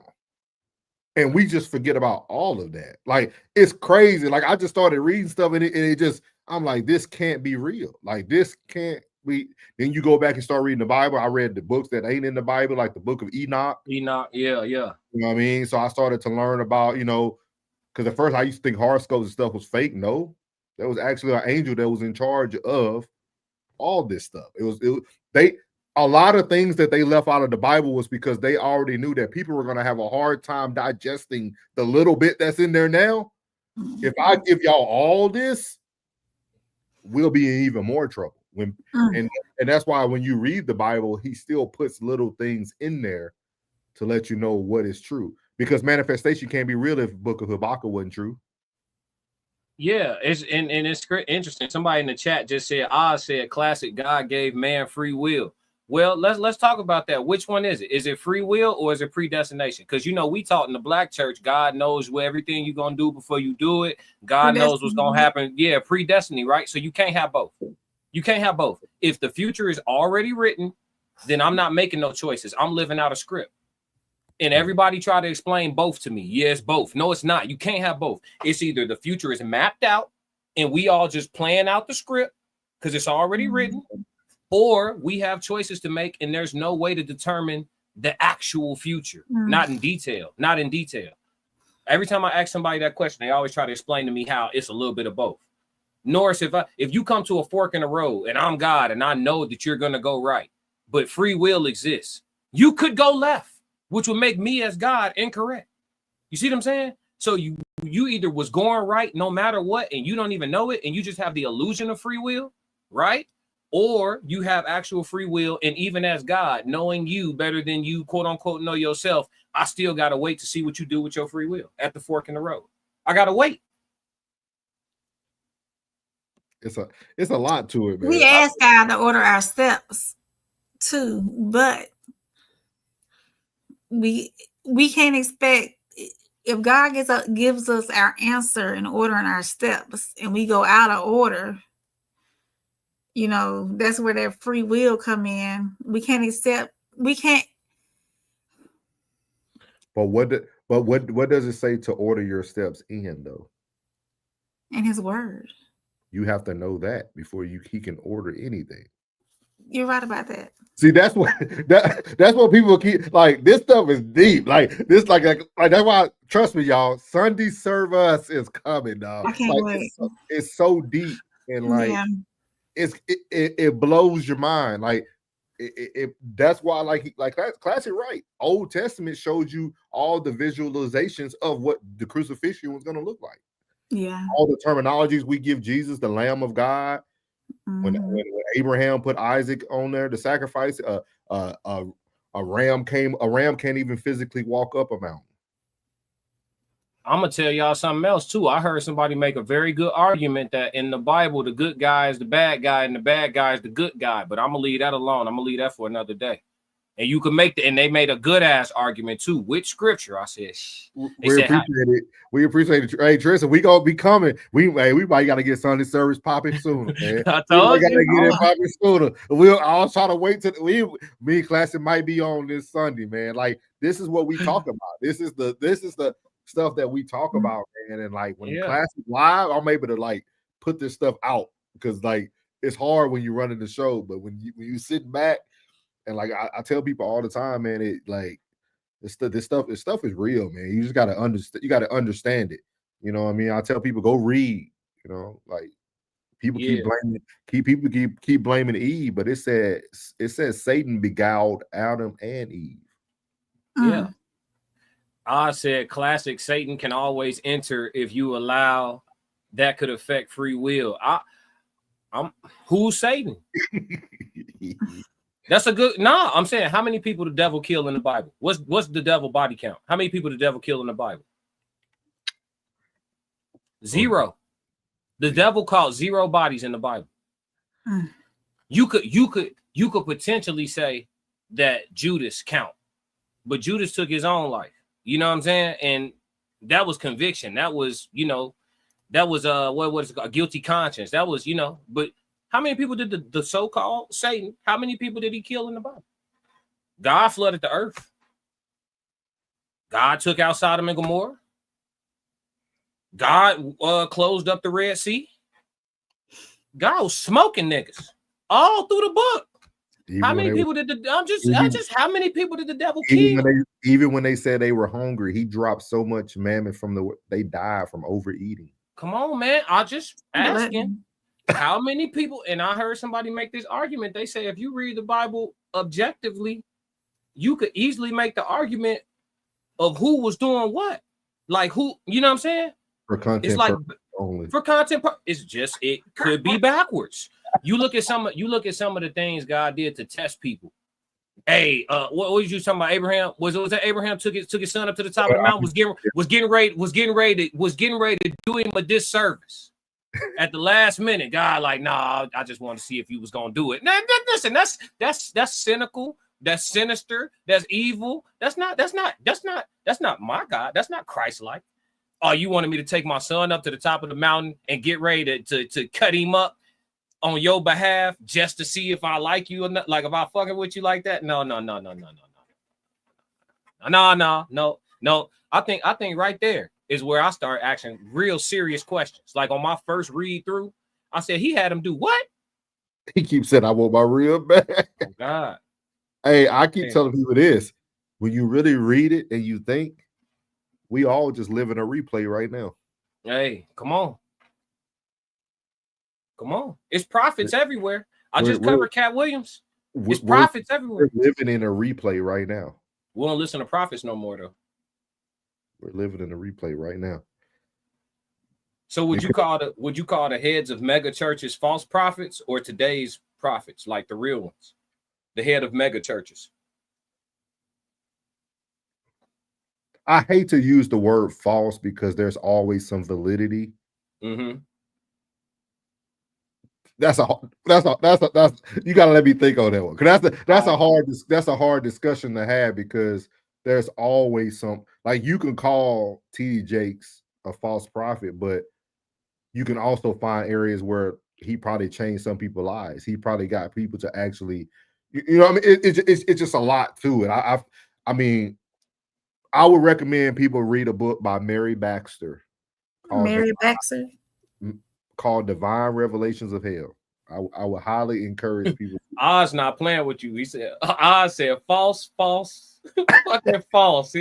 Oz ain't trying to hear it. False. I was just saying, profits everywhere, man.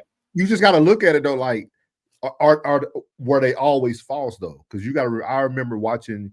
See, I grew up in this thing. I remember watching TD Jakes when he was in those hole in the wall churches, literally sweating out his suit when he was living in a shack. Like when people forget that all these people started actually preaching the word at one point. It's the greed, the money, you know what I mean? Like, those parables about, a camel has a better chance of getting through the eye of a needle. That stuff is for those people. I brought that up. I brought that up on an Anton review. Which one? I was doing this was like a couple weeks ago. This is before I left the country and everything. I was doing a reaction to one of his videos, and he was saying something about, like being, he was bringing up God and this, that, and the third. And I said, it's kind of crazy. The video I said, prove God to me. I did a reaction to the panel. And I was saying it's crazy because he's abundantly rich and he works like a poor man. And I said, it's crazy that he stands so firm on his scripture. And it's like it said, and I quoted the scripture you just said, it's harder for a rich man to get into the heaven's gates than it is for a camel to fit through the eye of a needle. You know what I'm saying? Mm-hmm. And I was like, so you having tens of millions of dollars and still working 7 days a week like a poor man, what does that say about your destination? It's just a question that somebody who has questions would ask. Oh yeah. Right? Mm-hmm. If this is the scripture and you a minister over this big church and you making tens of millions of dollars and your church is taxed, you pretty much don't get taxed. The churches pretty much don't get taxed, so they can move the money and play however they want for real. Yeah. So you got tens of millions of dollars to your personal name and then other tens of millions in the business of the church. I mean, where are you going when this shit over with? According to the word. Just a stupid question. You know what I'm saying? Just a stupid question. That's why every time we talk about money, what I tell you, I don't even want past a certain amount. I don't even want to know what type of person I become if you just give me $1 billion right now. I don't even want to see that version of me. I don't know what that's gonna look like. I might be a whole monster. People say, "Oh, money make you more who you is." Nah, I know some niggas who touch some bread. It change you. It change you. You are not more who you are. You different. In other words, you don't know. Somebody give you $1 billion right now. You have no idea what that's gonna be for you. You just don't know. You might feel like you know till you really got it. Look, you thinking about it? $1 billion? Oh, yeah. No, because $1 billion. Yeah. I feel like shit. I think it may change me, but I think I would do a lot of great things. I'm a giver naturally. Yeah. Like even with what I have now, I give. So like I can just imagine if I was able to give endlessly. You know what I mean? Like I yeah, I would definitely invest this. You know, when you try to give past a certain point, you're gonna have to deal with some people, right? Oh yeah. Oh yeah. Yeah. If you think they're gonna let you take your wealth and change the world for the better without no red tape, you got another thing coming. Yeah. You're gonna get knocks on your doors from all type of folks you ain't know, That's why I always tell y'all, as long as you ain't trying to get past a certain amount of money, you won't see no red tape. You trying to touch past a certain amount of commas, you're gonna find out how wicked it get up there. Yeah. Kanye did. He a prophet. Kanye a prophet. Y'all think he crazy. Kanye be trying to help. He be trying to help. Y'all don't. I told people, I tell people that all the time. Yeah. He actually what we used to call and sorry if this is now considered to be racist, but he what we would call the first Indian over the hill. Oh, that's what Kanye is. Yeah, I'm finna matter of fact, it's worse than that. He I would say he's like an undercover agent. I'm about to get in bed with the wicked, go over to that side, see everything over there, and then I'm gonna blow the whistle loud as hell. And we're the lucky ones that they haven't just wiped him out yet, that we still get to hear him run his mouth. Because every time he go on his visionary streams of consciousness, Kanye be saying a whole lot of stuff he not supposed to be saying, that a lot of people would have already lost their lives for saying. He's a high level Mason. Your secrets are your life. He be saying all type of stuff. But he said at this point he too big for them to do something to him, which I don't know if that's a real thing. Because anybody could get whacked, but for whatever reason, I think the public think he crazy enough to where they just let him cook. You know what I'm saying? There's a lot of high Masons out there that you don't know about. Oh, I know about them. I always tell people it's a lot. Now, you just gotta watch how people, as long as you know the signals, the symbols. Some Look how they sitting. Look how they. Some people turn their light off once they get once the glasses come on. You turn your lights off. Man, listen, man. I know them. You forget that 24-inch gauge. You forget. Yeah. No, I know. Hey, listen. I know some Scottish Rite. I know some. I'm talking about up there now. I've been there, done that, man. Shriners. Now, come on. I've been there, done that. Yeah. So you know what's going on. I got the briefcase for you. You know. Yeah, plumb line, Psalms 133rd, all that. But yeah. I tell people all the time, man, if people sat down with me, I experienced a lot even at a young age. Because I was like classic. I always wanted to know why. And I always tell people this: how can you be in a brotherhood that separates themselves by race? That's when my eye open up. Go look it up. You got your Prince Hall Masons, and you got your Septum. It's two separate houses. Go watch the movie Rosewood. It's a lot out there on. We're trying to get there. We're trying to get up there. But he says I have an OG 1929 Mason Bible. Okay. But we're gonna have to break some more of these conversations. Y'all, Sunday service might be up this Sunday, man.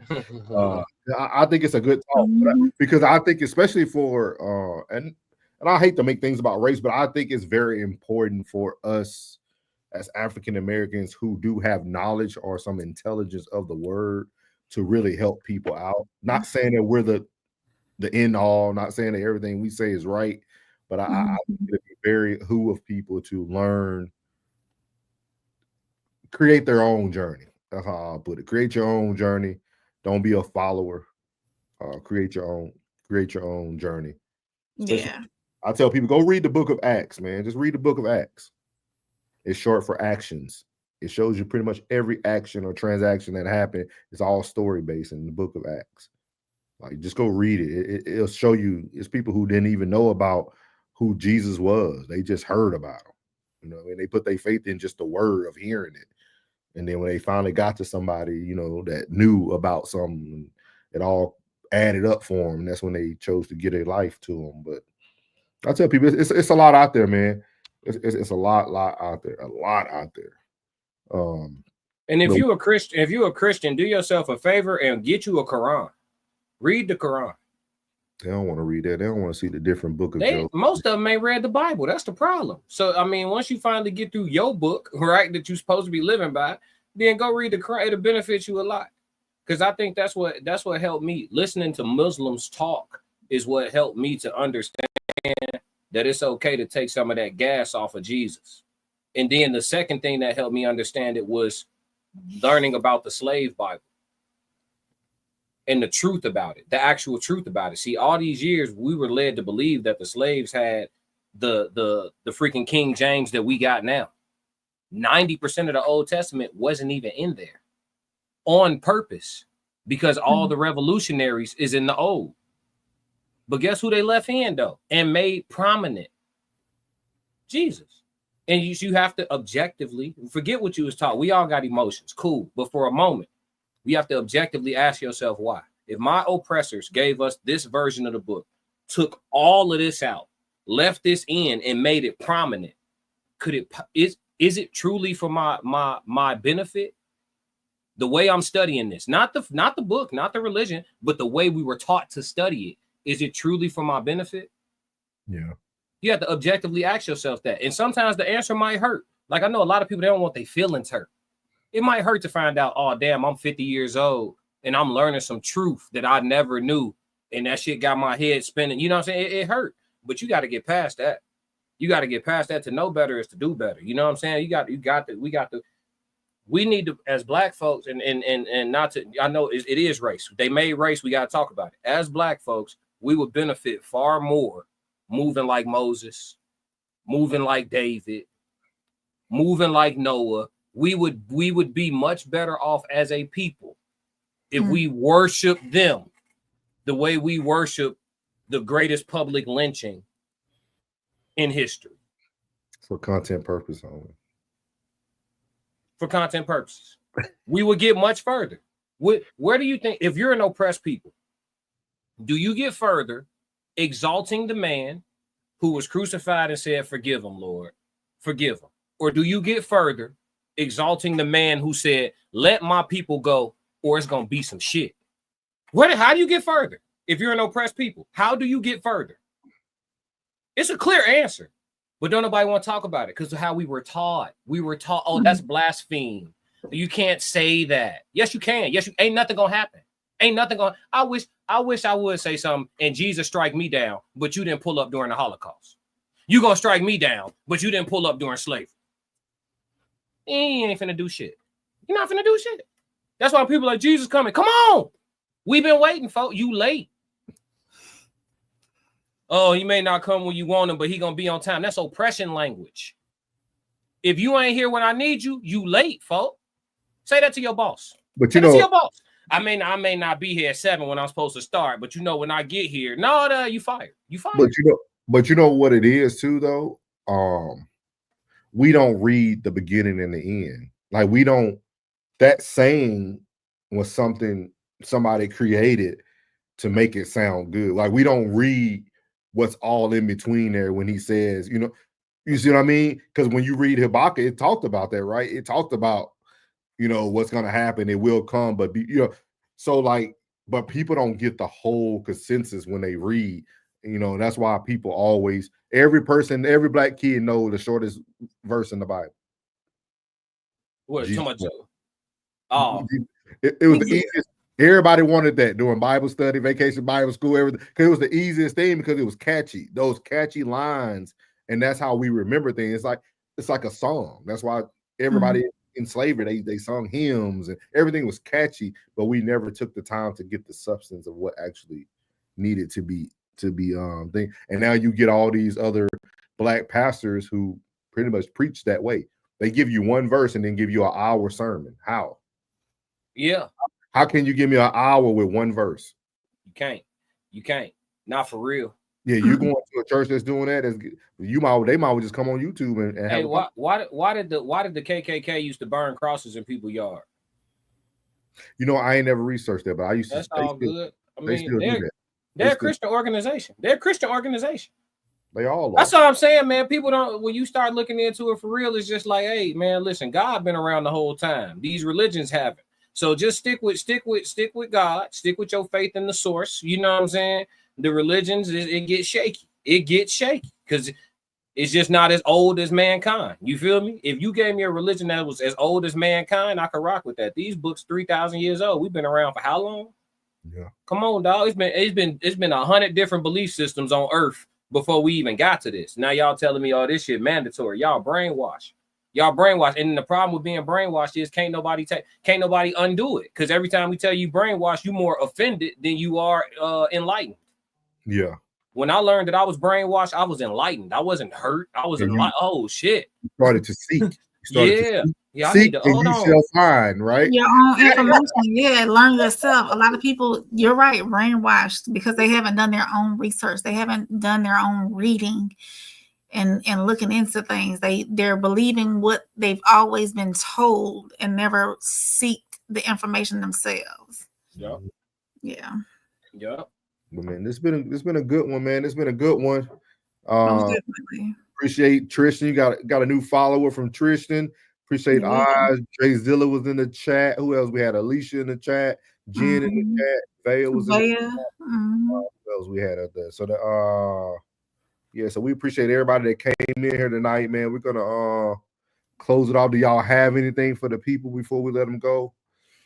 Make sure y'all go like, comment, subscribe on all our channels. The Classic Codes. Look, I'm plugging you first. Conversations with Sovereign, Souls of Thoughts. Everybody, make sure you go subscribe to everybody you see here tonight. Uncle Plug. Yeah, Uncle Plug. He couldn't be here, but yeah, make sure y'all go see Uncle Plug TV too. What you got for him, Classic? Oh, nothing that's classic with the classic codes. Y'all know, subscribe to me. I'll be live in what was it, 9:30? I'll be live in about 15 hours. We're gonna be right back. Right. You know, I'm gonna take a nap. We coming right back. This what we do. This what we do, man. Y'all tap in. That's all I got. You too, Oz. You too, Oz. And I appreciate y'all giving your time tonight, especially classic coming up for us. April. And then I'm gonna tell y'all, man, just stay tapped in. We got something big coming. So just stay with us. Couple weeks, I think y'all will see a big change, but we appreciate everybody coming up, everybody giving their comments. Like Classic say, man, we just here to crack them codes, man. But we appreciate everybody. He said, "Doubt I'll be around for the next." You said that last time. I will see you. Hey, put it on your ear. Put it in your ear at work. You good? Yeah. You good. So we'll see you tomorrow, man. On No Middleman, we'll be back here at our normal time. It's on what 8:15. We'll go live. Class, you going tomorrow? One. About one. I got therapy in the morning, so we're gonna see. Yeah. That man. I appreciate y'all, and we out. What's good, my Souls of Thought family? It's your boy Norris, and I want to tell you before you leave this video today, thank you from the bottom of my heart. And if you haven't already, make sure you leave a comment, hit the like button, share this content, and make sure you hit that subscribe button as well. And as I leave every video, God loves you, which is most importantly, I love you. You're beautiful, and your boy's out. Let go. Yeah.